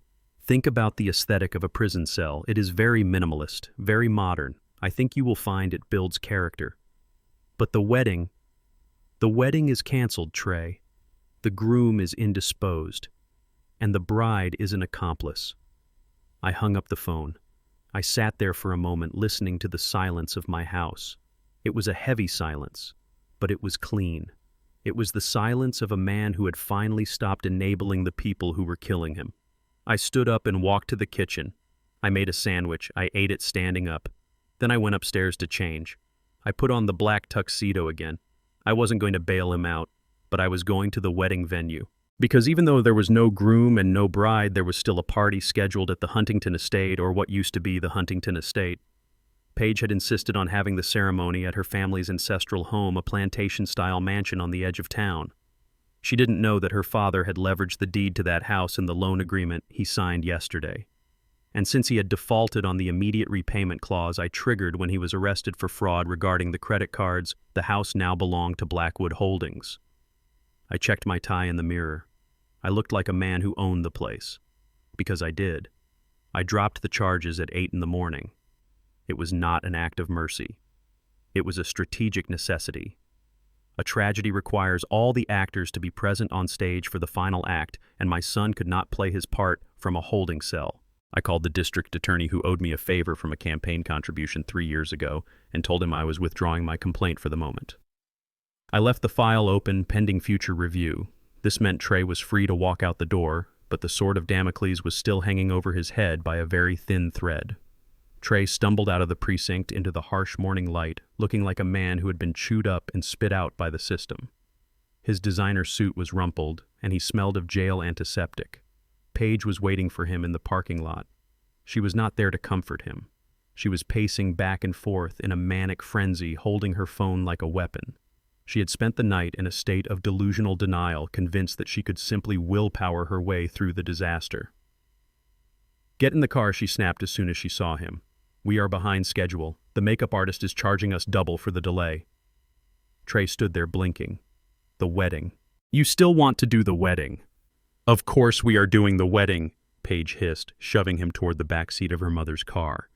"Do you think I am going to let your father win? Do you think I am going to let him cancel my day? We are Huntingtons. We do not cancel. We pivot. But we have no money," Trey whispered. "We have no venue. The hotel kicked us out." Paige smiled. It was a terrifying expression, completely devoid of joy. "We do not need the hotel. We have something better. We have the estate." The Huntington Plantation estate was the crown jewel of her family's fading empire. It sat on 50 acres of rolling hills an hour outside the city. It was an antebellum relic with white columns and weeping willows, a place Paige had bragged about since the day I met her. She claimed it was their ancestral seat, a symbol of their enduring legacy. What she did not know, and what Trey was too beaten down to ask, was that the estate had been leveraged 3 times over. Arthur Huntington had mortgaged the history right out of the walls, and when he defaulted on the emergency loan I had approved 24 hours ago, the collateral clause kicked in instantly. The deed had transferred digitally at midnight. But Paige did not know this. She was operating on the fumes of her own arrogance. She believed that the iron gates of her family home would always open for her. She believed that land ownership was in her blood, not in a bank ledger. "Drive," she ordered her mother. "We are going to the country. We are going to get married on the front lawn, just like my grandmother did. It will be vintage. It will be authentic. It will be a statement." It certainly would be a statement, just not the one she intended. I watched them leave via the traffic camera feed I had access to. Then I put on my sunglasses. I walked out to my own car, a black SUV with tinted windows. I had a 45-minute head start. I needed to be there to welcome them home. The drive to the estate was beautiful. The sun was shining through the trees, casting dappled shadows on the road. It was a perfect day for a wedding. It was also a perfect day for an eviction. I arrived at the main gate at 10. The property was impressive, I had to admit. It spoke of a time when men like Arthur Huntington ruled the world simply by being born. But times had changed. Now men like me ruled the world because we worked while they slept. My security team was already there. They had secured the perimeter. They had replaced the old padlock with a heavy-duty industrial chain. They had covered the old brass sign that read Huntington Manor with a temporary banner made of thick vinyl. I drove through the service entrance and parked behind the main house. I walked up the back stairs to the second-floor balcony that overlooked the long driveway and the sprawling front lawn. I poured myself a glass of iced tea. I stood by the railing, and I waited. The wedding convoy arrived at 11:30. It was a sad procession. A few cars of confused guests who had been text messaged the change of location at the last minute, followed by the Lincoln Navigator carrying the bride and groom. They drove up the long access road, dust kicking up behind them. They approached the main gate, expecting it to swing open as it always had. Instead, they saw the chain. The lead car stopped, then the Lincoln stopped. I watched from the balcony as Arthur Huntington jumped out of the passenger seat. He looked frantic. He ran up to the gate, shaking the iron bars. "What is this?" he screamed. "Who locked this? Open this gate!" Paige got out of the car. She was wearing her wedding dress. The hem was dragging in the dirt. She looked at the gate, then she looked at the sign covering the family crest. She read it out loud. Her voice carried on the wind. "Property of Blackwood Holdings. No trespassing. Violators will be prosecuted." She stepped back as if the sign had burned her. "Blackwood Holdings," she whispered. Trey got out of the car slowly. He stood beside her looking at the sign. He didn't look surprised. He just looked tired. "He owns it," Trey said. "He owns everything, Paige. I told you." Arthur was trying to climb the gate, his expensive loafers slipping on the iron. This is illegal, he roared, his face turning purple. This is my house. This is my land. My grandfather built this. You cannot just lock me out of my own inheritance. I decided it was time to make my presence known. I picked up the microphone connected to the PA system that Arthur had installed years ago to make announcements at his garden parties. I flipped the switch. A sharp feedback whine cut through the air, silencing the birds and the screaming man at the gate. "Good morning, Arthur," my voice boomed across the lawn, echoing off the trees. They all looked up. They saw me standing on the balcony of their ancestral home, looking down at them like a lord surveying his peasants. I was wearing my tuxedo. I held my glass of tea. Cyrus Arthur screamed, pointing a shaking finger at me. "Get off my balcony! Get out of my house! I will call the police!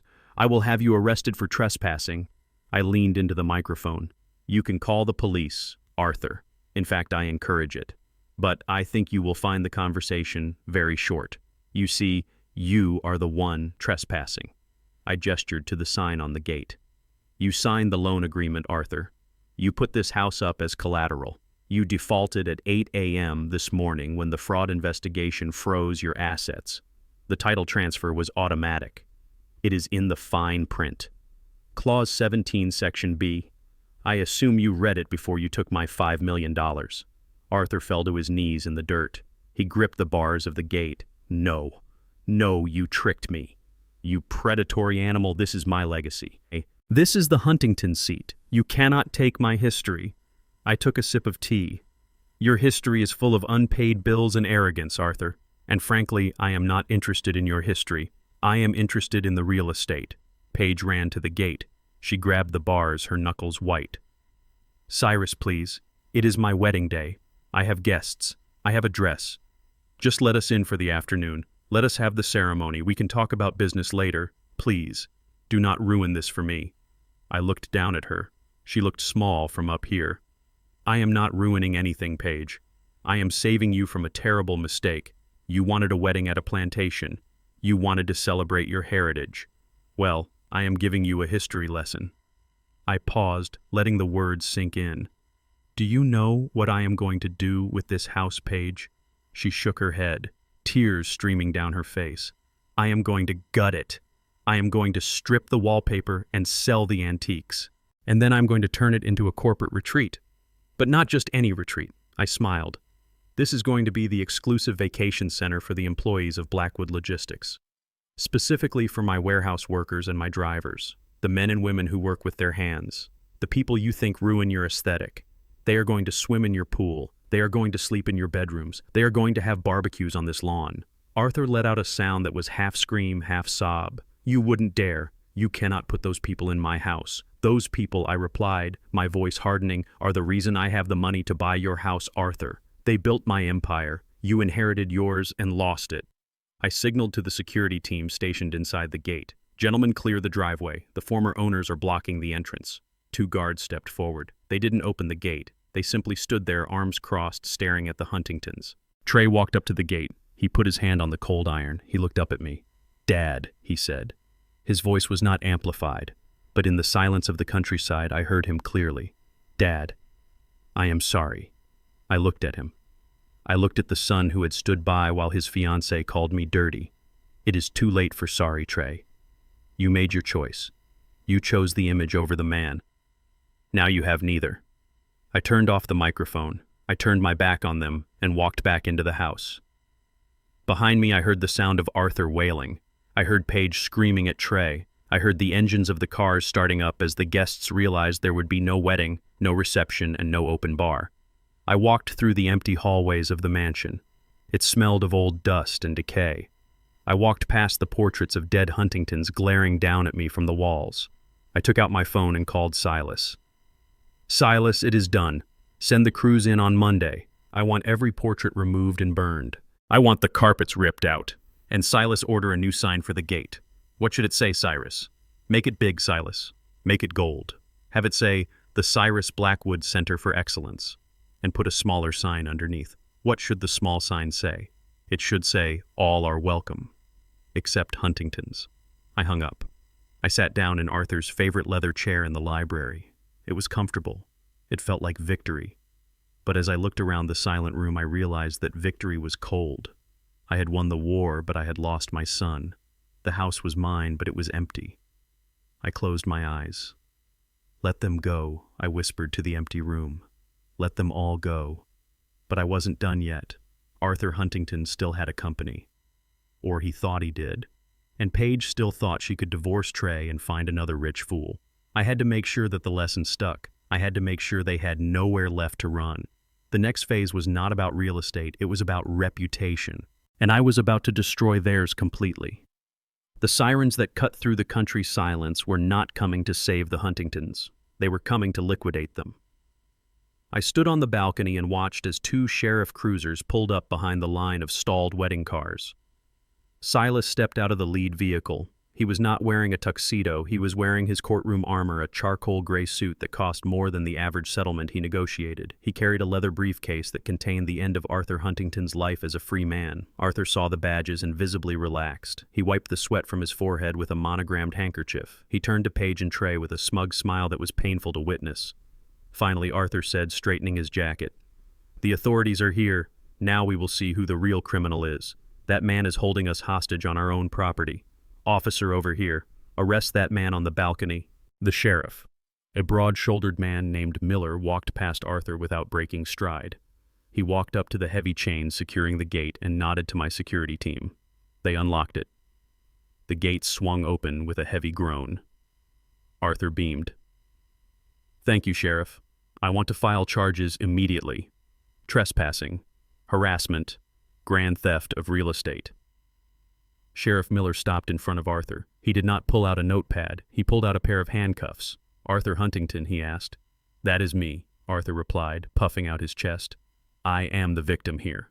Silas stepped forward. He opened his briefcase and pulled out a stack of documents thick enough to choke a horse. "Mr. Huntington, my name is Silas Vance, representing Blackwood Holdings and Vantage Capital. This is a writ of execution and immediate asset seizure issued by the Superior Court 30 minutes ago." Arthur blinked. "Seizure? What are you talking about?" "You defaulted on a secured loan this morning," Silas explained, his voice devoid of emotion.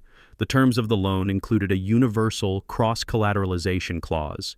That means when you failed to make the immediate solvency deposit triggered by the fraud investigation against your daughter and son-in-law, you triggered a total liquidation event." "Liquidation?" Arthur laughed nervously. It was a high, thin sound. "You cannot liquidate me. I am a corporation." "You signed a personal guarantee," Silas corrected him. "You pledged your personal assets, all of them, to secure the funds for this wedding." Sheriff Miller stepped in. "Mr. Huntington, I have a court order to seize all liquid assets and personal property on site to satisfy the judgment. That includes vehicles, jewelry, and luxury goods." Arthur took a step back, stumbling over the hem of Paige's ruined dress. "You are crazy. You cannot take my things." I watched from the balcony as the deputies moved in. It was a surgical operation. One deputy walked over to the Lincoln Navigator. "Keys," the deputy demanded. "This is a rental," Arthur lied. Silas checked his tablet. "Actually, Mr. Huntington, you purchased this vehicle through the company account 3 months ago. It is listed as a company asset. Since the company is now in receivership, the car belongs to us. Keys." Arthur threw the keys at the deputy. "Fine, take the car. We will take an Uber." The deputy caught the keys. "Thank you." "Now the watch." Arthur covered his left wrist. "This is a Patek Philippe. It was a gift from my father. It is a $50,000 asset," Silas said. "Hand it over." Arthur looked at me.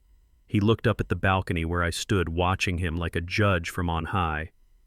"Cyrus," he screamed, "stop this! This is barbaric!" I set my tea glass down on the railing. I walked to the stairs. I descended slowly, 1 step at a time. The sound of my shoes on the wooden steps was the only rhythm in the chaotic scene. I walked across the lawn.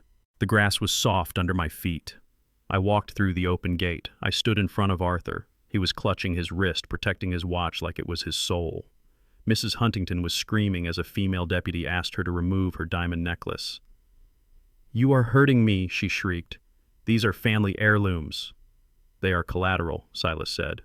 I looked at Arthur. He was shaking. He looked old. The veneer of power had been stripped away, leaving only a frightened, greedy man. You signed the paper, Arthur, I said softly. You read the fine print. Or maybe you didn't. Maybe you were so arrogant you thought the rules didn't apply to you. You thought you could take my money, spend it on a party to mock me, and never pay it back. I intend to pay it back, Arthur hissed. I just need time. You had time. You had 40 years to build something real. Instead, you built a house of cards and tried to make my son live in it. Give him the watch, Arthur. Arthur looked at the deputy, then at me. Slowly, painfully, he unclasped the watch. He handed it over. His wrist looked pale and naked without the heavy gold weight. Is that enough? He asked, tears of rage in his eyes. Are you happy now, Cyrus? You have stripped me naked. Not yet, I said. I leaned in close. I wanted him to smell the coffee on my breath. I wanted him to see the calluses on the hands he despised.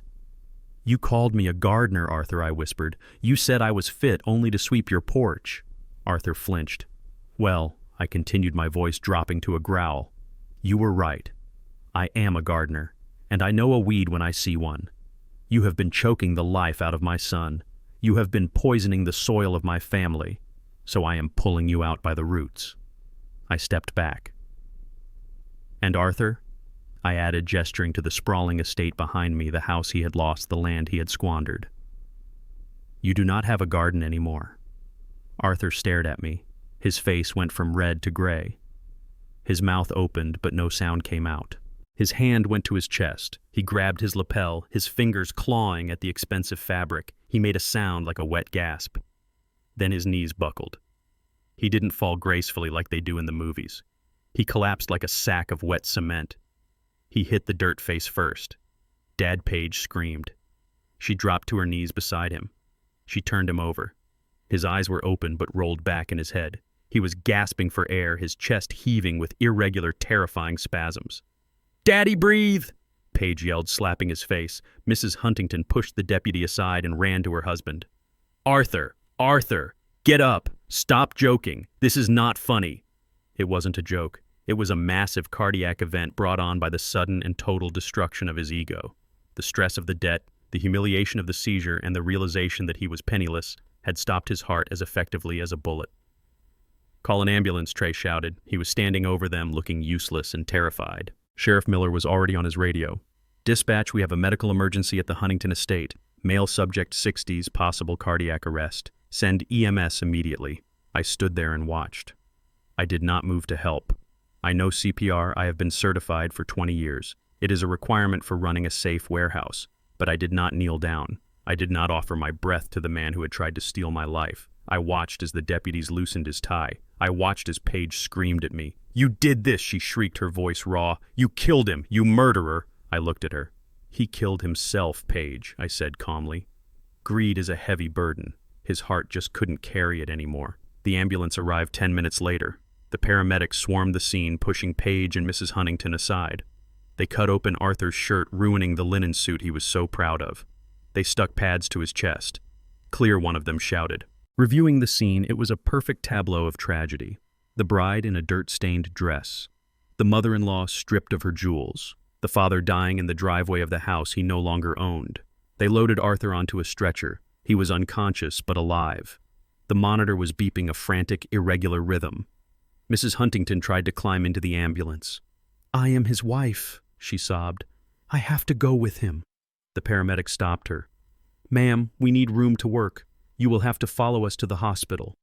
She turned to look for her car, but the Lincoln was already being hooked up to a tow truck that had arrived with the sheriff. My car, she wailed. How am I supposed to get to the hospital? Trey stepped forward. He looked at me. He didn't ask for the keys to my SUV. He knew better. He grabbed Paige's arm. Come on, we will call a car. We have to go. Paige spun on him. She shoved him away so hard he stumbled. Don't touch me, she screamed. This is your fault. This is all your fault. If you hadn't been such a weak, pathetic liar, none of this would have happened. You let your father do this. You let him kill my dad. Paige Trey pleaded. I didn't know. You never know anything, Paige spat. That is your problem. You are useless. You are broke. And now you are alone. She turned to her mother. Come on, Mom. We are walking to the main road. We will hitchhike if we have to. Anything is better than being near these people. Paige and Mrs. Huntington began to walk down the long driveway following the ambulance that was speeding away with lights flashing. They were walking in expensive heels on a dirt road, leaving behind the wreckage of their wedding. Trey stood alone in the driveway. He looked at the retreating figures of the women he had tried so hard to impress. Then he turned and looked at me. I stood by my black SUV. I opened the door. "Dad," Trey said, his voice barely a whisper. I looked at him. I saw the ruin in his eyes. I saw the realization that he had bet on the wrong horse and lost everything. "Do not call me Dad," I said. "Not until you earn the name." I got in the car and started the engine. I drove past him. I drove past the bride walking in the dirt. I drove past the ambulance. I was going to the hospital, not to visit Arthur. I was going there to make sure the hospital administrator knew that Mr. Huntington's health insurance had been canceled along with his company policy an hour ago. If they were going to save his life, they were going to have to bill him directly. And since I had just seized his bank accounts, that was going to be a very complicated conversation. The Huntington empire had not just fallen, it had been erased. And I held the eraser. The fluorescent lights of the hospital waiting room hummed with a sickly buzzing sound. Trey sat on a plastic chair, his head in his hands. He smelled of sweat and defeat. The events of the last 48 hours swirled in his mind like a fever dream. The declined card, the towed car, the locked penthouse, the jail cell, the seized mansion, and finally, his father-in-law collapsing in the dirt. A door swung open and a doctor stepped out. He looked tired. "Family of Arthur Huntington," he called out. Mrs. Huntington stood up, her hands shaking. "Is he alive?" "He is stable," the doctor said. "It was a massive myocardial infarction, but we caught it in time. However, there is a complication with the admission. His insurance has been flagged as inactive. We need a deposit to continue treatment. A significant one." Mrs. Huntington turned to Paige. "Call Trey's father," she demanded. "Call him right now. Tell him if he doesn't pay, Arthur will die." Paige didn't reach for her phone. She turned slowly to look at Trey. Her face was a mask of cold fury. The makeup she had carefully applied that morning was streaked with dirt and tears, but her eyes were dry. "Trey," she said, her voice dangerously low, "do you have any money? Any money at all?" Trey looked up. He reached into his pocket and pulled out his wallet. He opened it. "I have $12, he whispered. Paige laughed. It was a harsh, grating sound that made the other people in the waiting room look away. $12. My father is dying because your father destroyed him and you have $12. Paige Trey started standing up, reaching for her. "I am sorry, I didn't know." She slapped his hand away. Then she slapped his face. Harder than she had slapped me at the rehearsal dinner. "You didn't know," she screamed. "That is your answer for everything, isn't it? You are a useless, pathetic little man. Do you think I married you for your personality? Do you think I loved you?" The words hung in the air, brutal and final. "I married you because I thought you were a Blackwood," Paige hissed, leaning into his face. "I thought you came with a trust fund. I thought you came with a safety net.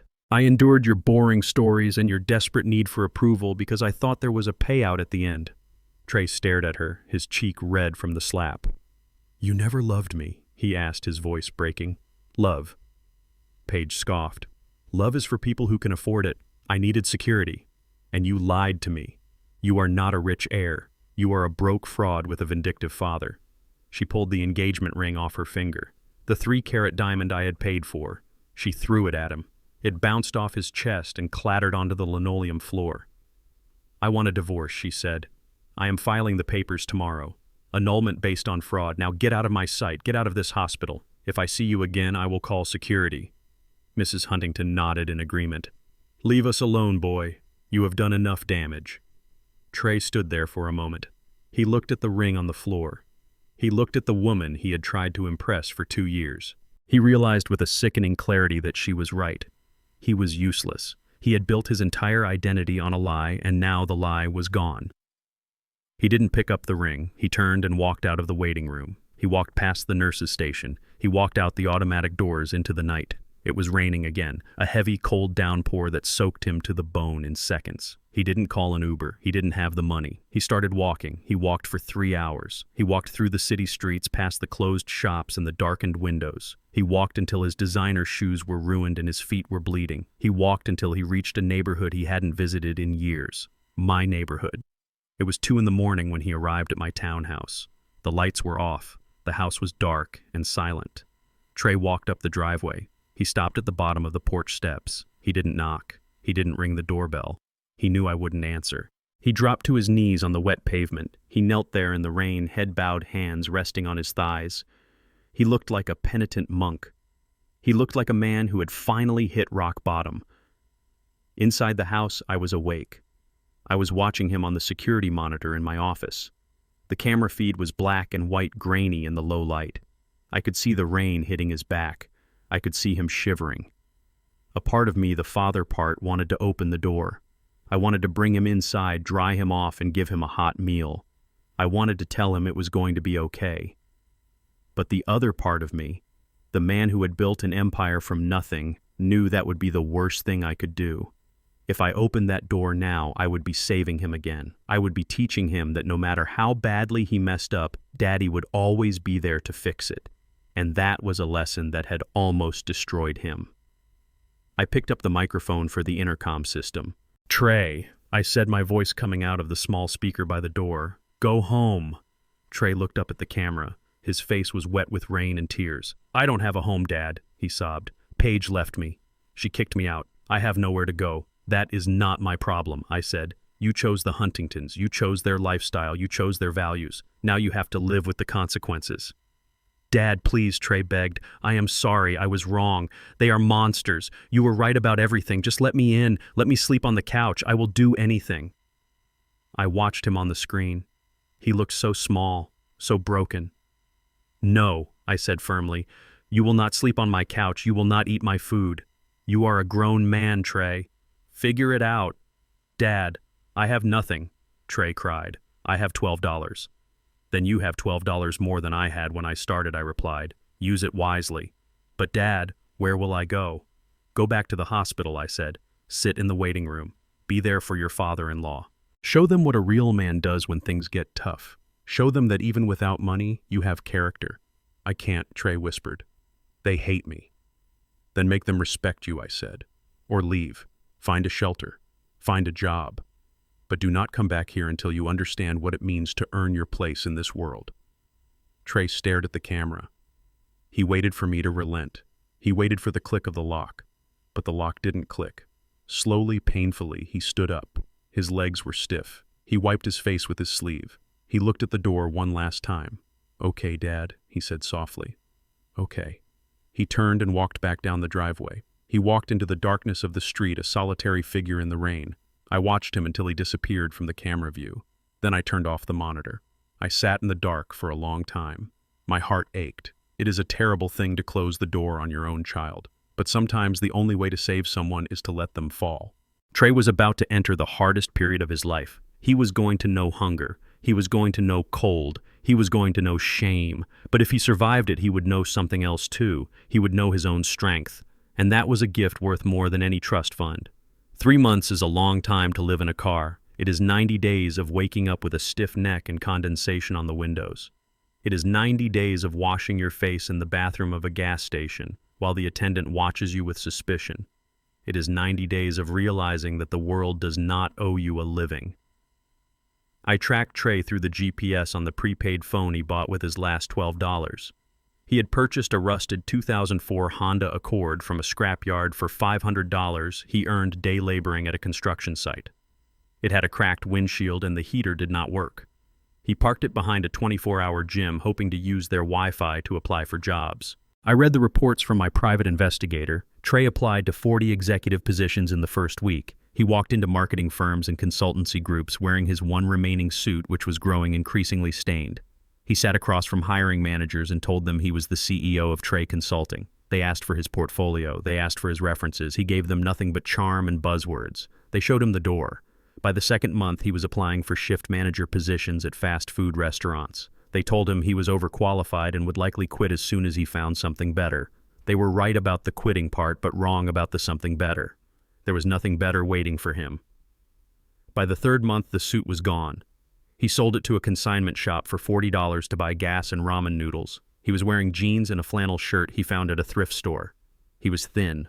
His eyes were hollow. He had stopped looking for a career and started looking for survival.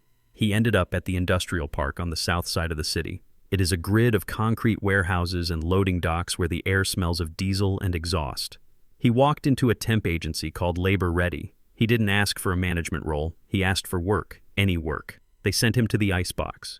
The Icebox is the nickname for Distribution Center 4. It is a massive cold storage facility that processes frozen seafood for the entire tri-state area. The temperature on the floor is kept at a constant 10 degrees below zero. It is a brutal, unforgiving environment. The turnover rate for new hires is 80% in the first week.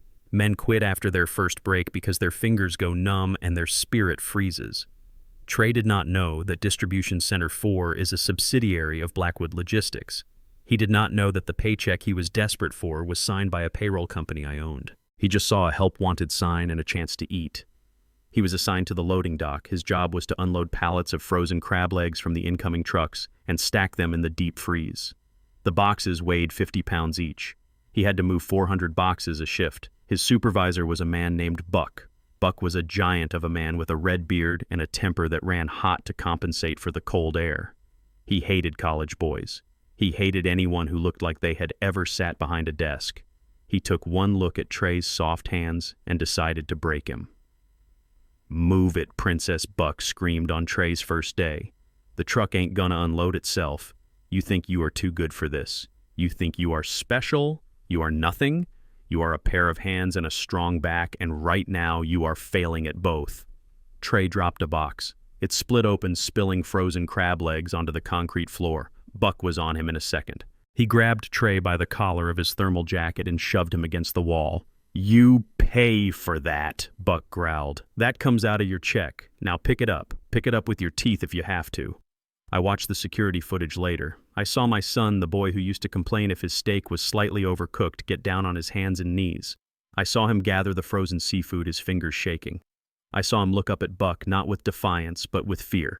He didn't quit. He finished the shift. He worked 12 hours. When he clocked out, his hands were blistered and raw. He walked to his car in the parking lot, ate a cold sandwich, and slept in the back seat. He was back at the dock at 6 a.m. the next morning. He worked for 2 weeks without a day off. He lost 15 pounds. The softness in his face began to disappear, replaced by the sharp angles of exhaustion. He stopped talking about his past. He stopped checking his phone for messages from his old friends. He became a ghost in a high-visibility vest.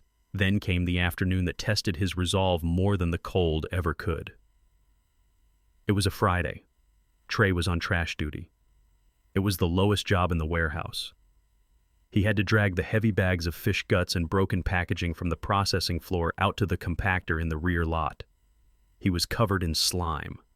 He smelled of ammonia and rotting fish. He was dragging a particularly heavy bag across the asphalt, his boots slipping on a patch of oil. A car pulled into the lot. It wasn't a truck. It was a red Camaro convertible, flashy and loud. It parked in the reserved spot marked Supervisor. Trey stopped. He wiped the sweat from his forehead with a dirty sleeve. He looked at the car. The passenger door opened. A woman stepped out. She was wearing tight jeans and a low-cut top that was inappropriate for the industrial setting. Her hair was bleached a platinum blonde that looked brittle in the sunlight. She was chewing gum. It was Paige. She looked different. The Huntington elegance was gone, replaced by a harder, cheaper edge. She looked like someone who was trying too hard to prove she hadn't fallen. She was holding a fast food bag. She leaned against the car, checking her makeup in the side mirror. Trey stood frozen near the dumpster. He wanted to run. He wanted to hide behind the compactor, but his legs wouldn't move. Buck walked out of the warehouse exit. He had taken off his work coat, revealing a tight t-shirt that showed off his tattoos. He walked with a swagger that said he owned the concrete he walked on. "Hey, babe," Buck called out. "You bring me my lunch." Paige turned and smiled. It was a flirtatious, hungry smile. "Yeah, I got your burger. And I got your fries." Buck walked up to her. He grabbed her by the waist and kissed her. It was a possessive, sloppy kiss right there in the parking lot. Trey made a noise, a small, involuntary gasp of shock. Paige pulled away from Buck. She looked over Buck's shoulder. Her eyes narrowed. She squinted against the sun. Then she saw him. Her eyes went wide. She took a step back. A slow, cruel smile spread across her face. "Oh my God," she said. "Look who it is." Buck turned around. He saw Trey standing by the trash. "What are you looking at?" Black Boy Buck shouted. "Get back to work." Paige laughed. It was a sound like breaking glass. "Wait, Buck. Look, it is Trey. It is my ex-husband." Buck looked at Trey, then back at Paige. "The rich kid, the one who cried at the bank." Paige nodded. She walked towards Trey, her hips swaying. She stopped 5 feet away from him, wrinkling her nose at the smell coming from the garbage bag. "Look at you, Trey. You look appropriate. Finally found a job that matches your skill set, I see. Moving trash." Trey gripped the bag. His knuckles were white. "Hello, Paige," he said, his voice raspy. "So this is where you landed," she said, looking him up and down. "I heard you were sleeping in your car." "Is that true? Are you homeless, Trey?" "I am working," Trey said. "I am making a living. You are moving fish guts," Paige corrected him. "You are a janitor, just like your father. I guess the apple really doesn't fall far from the tree. Although at least your father owns the building. You just clean it." Buck walked up behind her and wrapped his arm around her neck. "He bothering you, babe?" "No," Paige said, leaning into him. "He isn't bothering me. He is just reminding me how lucky I am to be with a real man now. A man with a job. A man who can actually pay for dinner." She looked at Trey with pure venom. "You know, Trey, I should thank you. If you hadn't been such a fraud, I might have been stuck with you.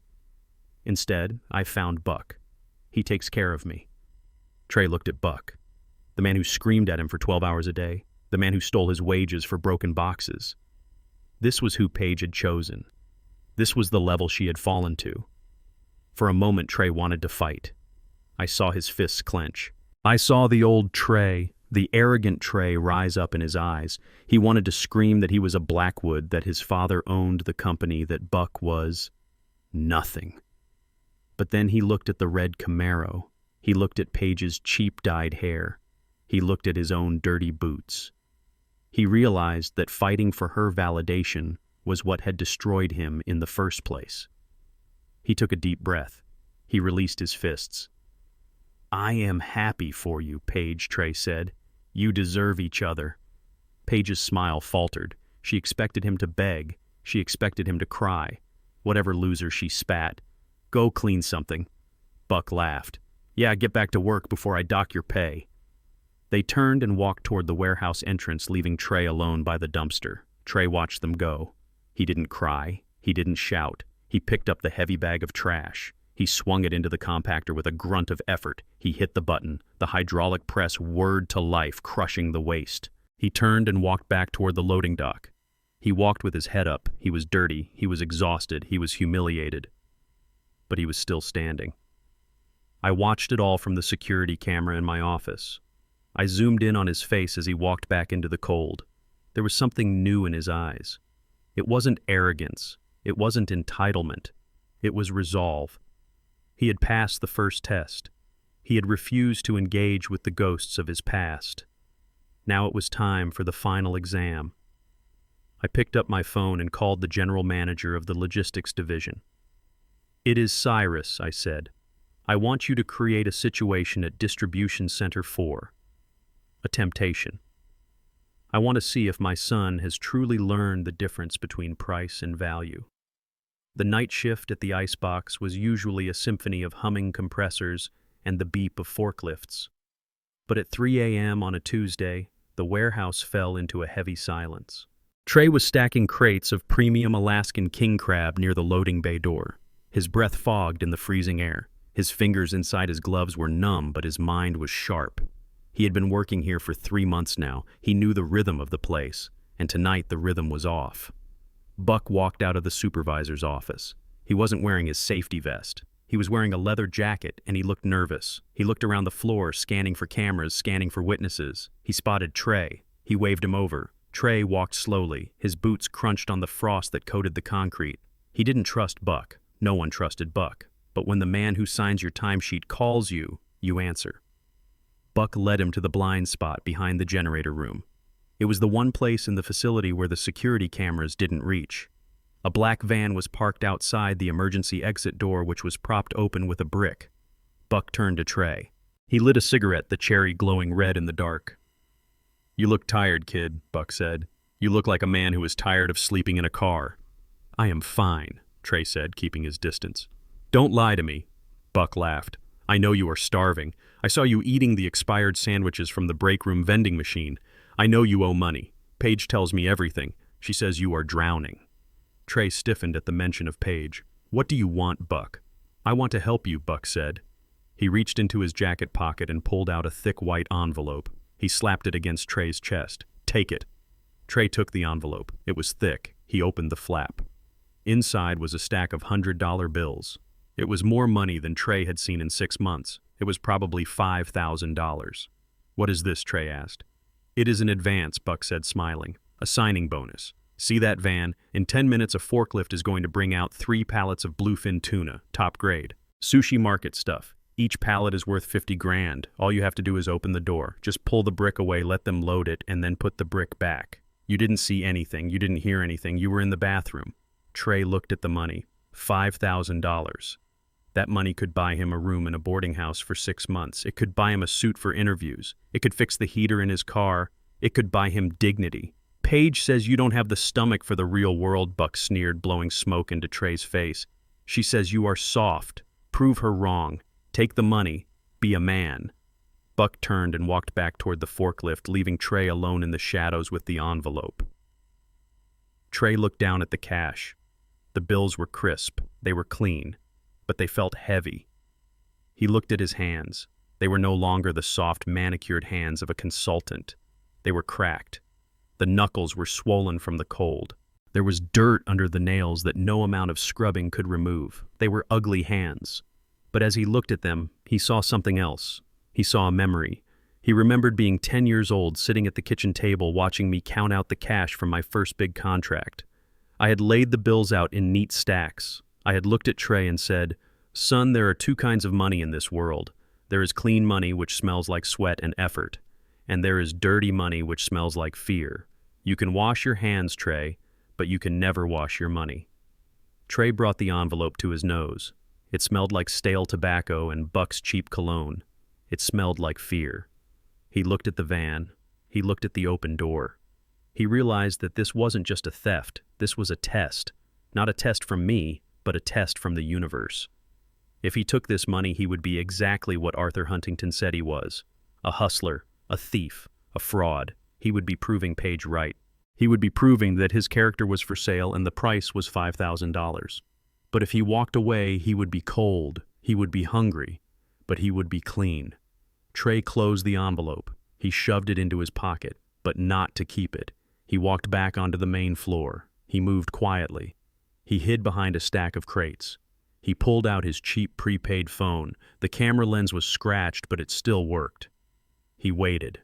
5 minutes later, Buck came driving the forklift. He was carrying the pallets of tuna. He drove them straight to the emergency exit.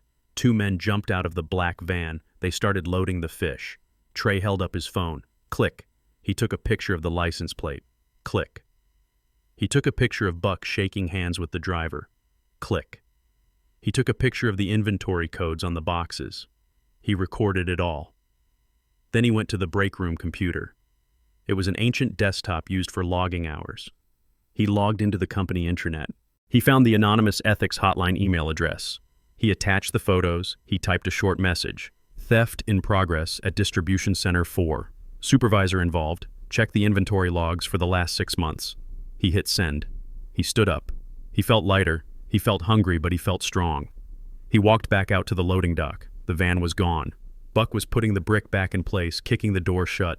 Buck turned and saw Trey standing there. He smiled. "Smart kid," Buck said, walking over. "I knew you wanted to eat. You kept the money right." Trey reached into his pocket. He pulled out the white envelope. Buck held out his hand, expecting a high five or a nod of conspiracy. Instead, Trey threw the envelope. He threw it hard. The flap opened, and the $100 bills exploded into the air, fluttering down like expensive confetti onto the dirty concrete floor. "I don't want your money, Buck," Trey said, his voice steady and loud.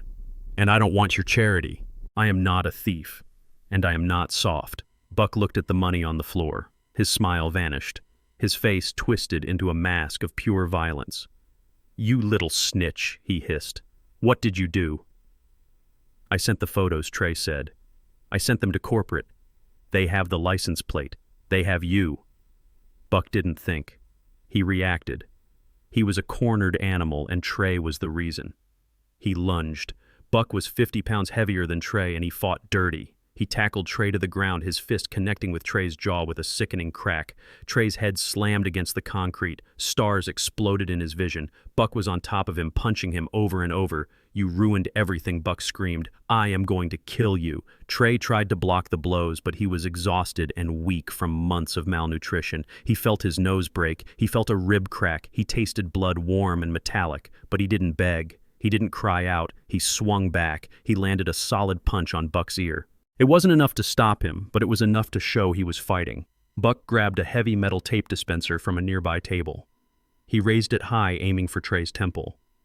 This wasn't a beating anymore. It was an execution. Trey closed his eyes. He thought of me. He thought about the porch light he had walked away from. He hoped I would know that in the end he hadn't sold out. Suddenly the warehouse doors burst open. It wasn't the police. It was the Blackwood security response team. They didn't shout freeze. They didn't ask questions. They moved with military precision. A taser dart hit Buck in the chest. He convulsed and dropped the metal dispenser, which clattered harmlessly to the floor. 2 guards were on him, instantly pinning him to the ground, zip-tying his hands behind his back. Another guard knelt beside Trey. "Mr. Blackwood, can you hear me? Stay down, sir. Help is here." Trey opened one swollen eye. He looked at the guard. He looked at the logo on the guard's vest. It was the Blackwood crest, the oak tree, and the shield. "My dad sent you," Trey whispered through his split lip. The guard nodded. "Yes, sir. He has been watching the feed. He saw everything." Trey tried to smile, but his face wouldn't cooperate. "Tell him," Trey wheezed, coughing up a speck of blood. "Tell him I didn't take the money." "We know, sir." "We saw."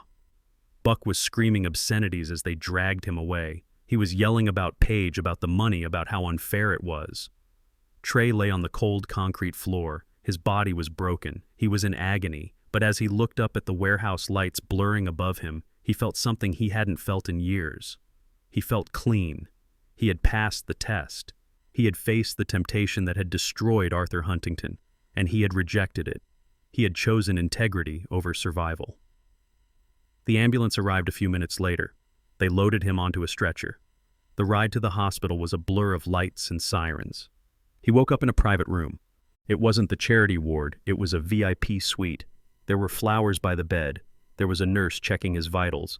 And sitting in the chair in the corner watching him with an unreadable expression was a man in a navy blue suit. Trey blinked. "Dad."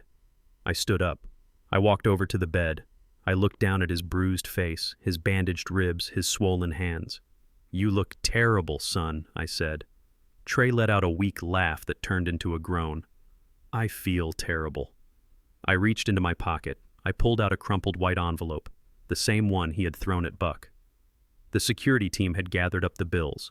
I dropped the envelope on the bedside table. $5,000, I said. "That is a lot of money for a homeless man to throw away." "I didn't earn it," Trey said, his voice raspy. "No, you didn't. But you earned something else." I pulled a chair closer and sat down. "You stood up for my company, Trey. You protected my assets. You took a beating for a business you thought didn't care about you." "I did it for me," Trey said. "I did it because I was tired of being a fraud. I wanted to be like you." I looked at him. I saw the resemblance for the first time in a long time. Not just in the nose or the chin, but in the eyes of a man who has been knocked down and got back up.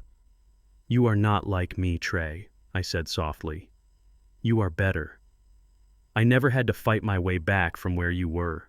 I started at the bottom, but I never fell from the top. You did, and you climbed back up without a rope." Trey's eyes filled with tears. "Does this mean I can come home?" I stood up. I buttoned my jacket. "No," I said. Trey's face fell.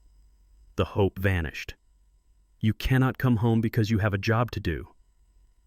I tossed a hard hat onto the bed. It was white. It said manager on the front. I am transferring you, Trey. We have a logistics hub in Anchorage, Alaska. It is the toughest facility in the network. The cold breaks machines and it breaks men. They need a manager who understands the floor, someone who knows what it is like to move boxes in the freezing dark. Alaska. Trey whispered. Yes. The pay is $45,000 a year. You pay your own rent. You buy your own food. You drive your own truck. Trey looked at the hard hat. He ran his damaged fingers over the brim. It is a job, he asked. A real job.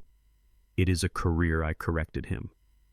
If you survive 2 years, if you turn that facility around, if you show me you can lead men like Buck without getting hit in the face, then we will talk about the corporate office.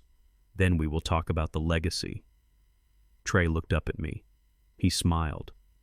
It was a crooked, painful smile, but it was real. When do I start? As soon as you can walk. The plane leaves Monday. I turned to leave. I reached the door and stopped. Trey. Yes, Dad. You fit the image, I said. I walked out of the room. I walked down the hospital corridor. I felt a lightness in my step I hadn't felt in years. I pulled out my phone and called Silas. Silas, it is Cyrus. Trey is going to Alaska. Excellent news, sir. And the Huntingtons. Arthur survived the heart attack. He is in recovery. Send him the final bill, Silas. Foreclose on the rest. I want them out of the city by the end of the month. And Paige. Paige is currently being investigated for receiving stolen goods thanks to her association with Buck. Let the police handle her. She is not our concern anymore. Understood, Cyrus. Anything else? Yes, Silas. Set up a new trust fund. Put the $500,000 I was going to give him for the wedding into it. Let it grow interest. For Trey, sir. No, Silas. For his children. Because if he keeps this up, he is going to be a father worth having. And I want to be a grandfather they can be proud of. I hung up. I walked out into the sunlight. The air was crisp. It was a good day for business. It was a good day for a gardener. I had pruned the rot. I had watered the roots. And now, finally, I could watch my garden grow. The summons came 3 days later. It was not a get well card.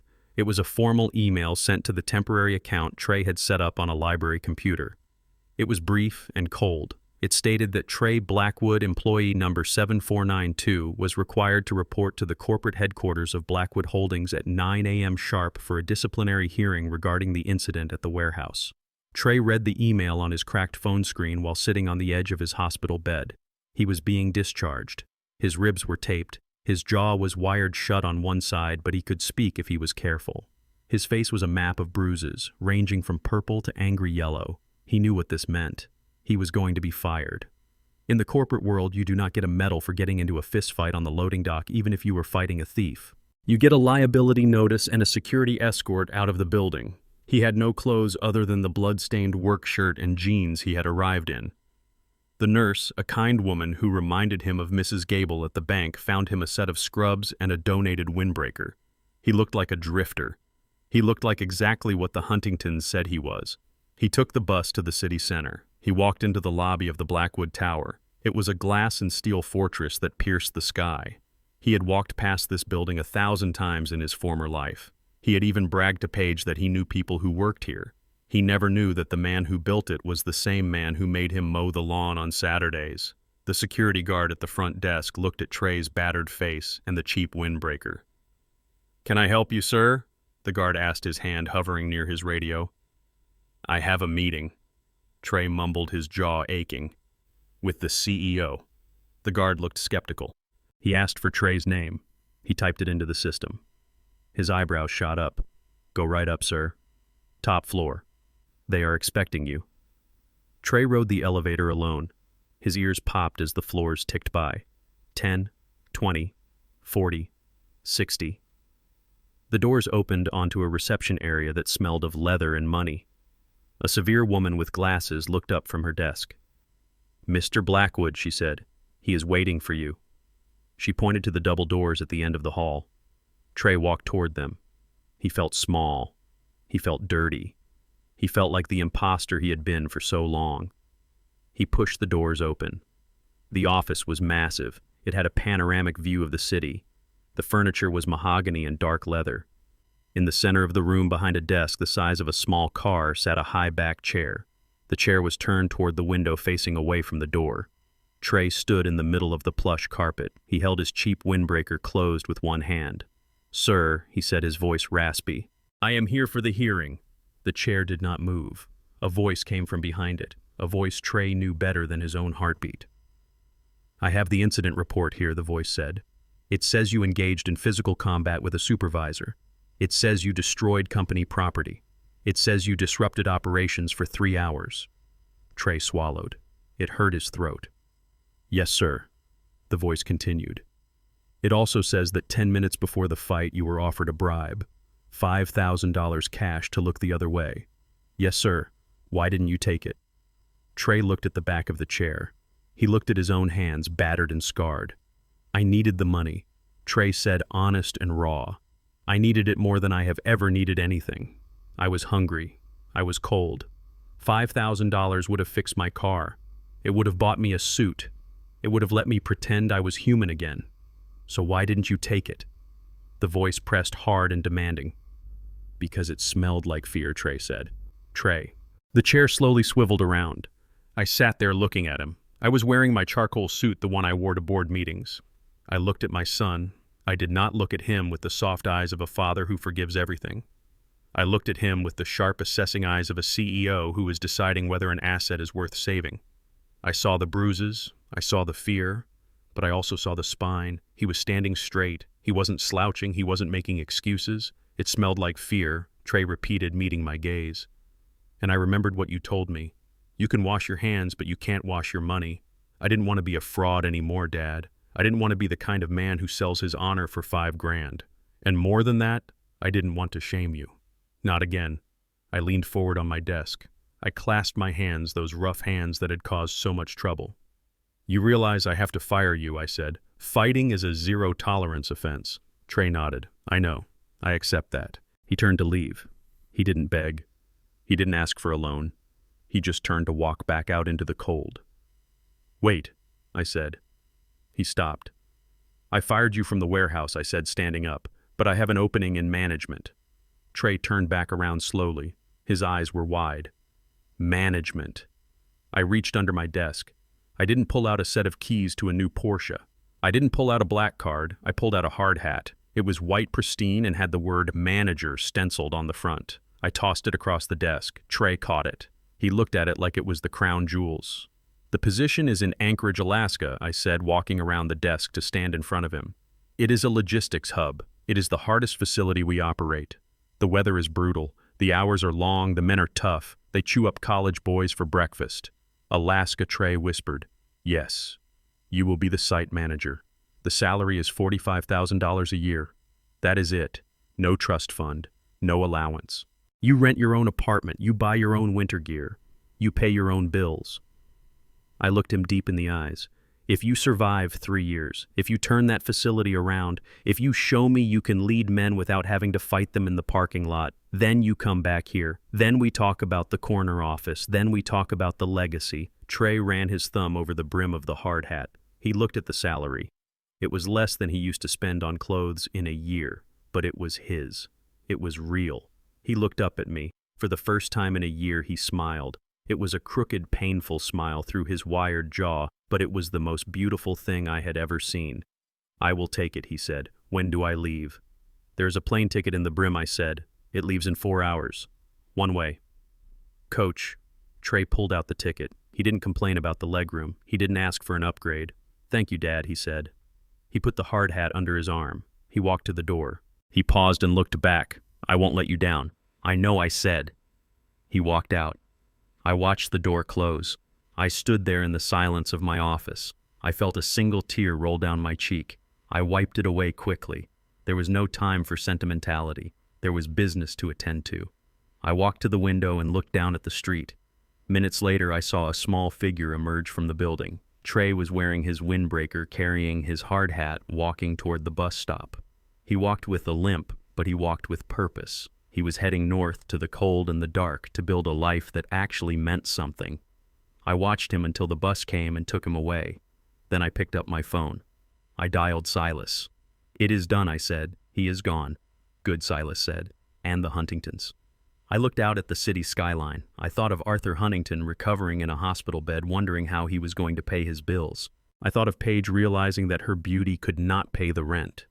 I thought of the way they had looked at me, the way they had looked at my son. "Finish it," I said, my voice cold as the Alaskan winter. "Serve the final foreclosure notice on the Huntington estate. Seize the remaining assets of his construction firm. And Silas, ensure that the eviction notice for Paige's parents is served publicly. I want the neighbors to see." "Understood, Cyrus. Anything else?" "Yes. Send a donation to the local trade school in Trey's name. An anonymous one, enough to cover tuition for 10 kids who aren't afraid to get their hands dirty." I hung up the phone. I stood by the window for a long time, watching the city move below me. I was Cyrus Blackwood. I was a gardener. And I had finally cleared the weeds. My son was gone, but for the first time in his life, he was on the right path. I turned back to my desk. There was work to do. There is always work to do. If you enjoyed this story of justice and redemption, let me know in the comments. Tell me if you think Trey will survive Alaska, and do not forget to like and subscribe for more stories where the underdog bites back. Until next time. This story serves as a powerful reminder that true legacy is not defined by bank accounts but by character. Trey's painful descent from a penthouse to a frozen loading dock proves that rock bottom is often the firmest foundation for rebuilding a life. We learn that real love isn't about shielding our children from reality, but equipping them to survive it with integrity. Never trade your dignity for a false image, and never be ashamed of the rough hands that paved your way. In the end, the only respect that truly matters is the kind you earn yourself. If you believe that integrity is worth more than gold, hit the like button and subscribe for more stories of justice served cold.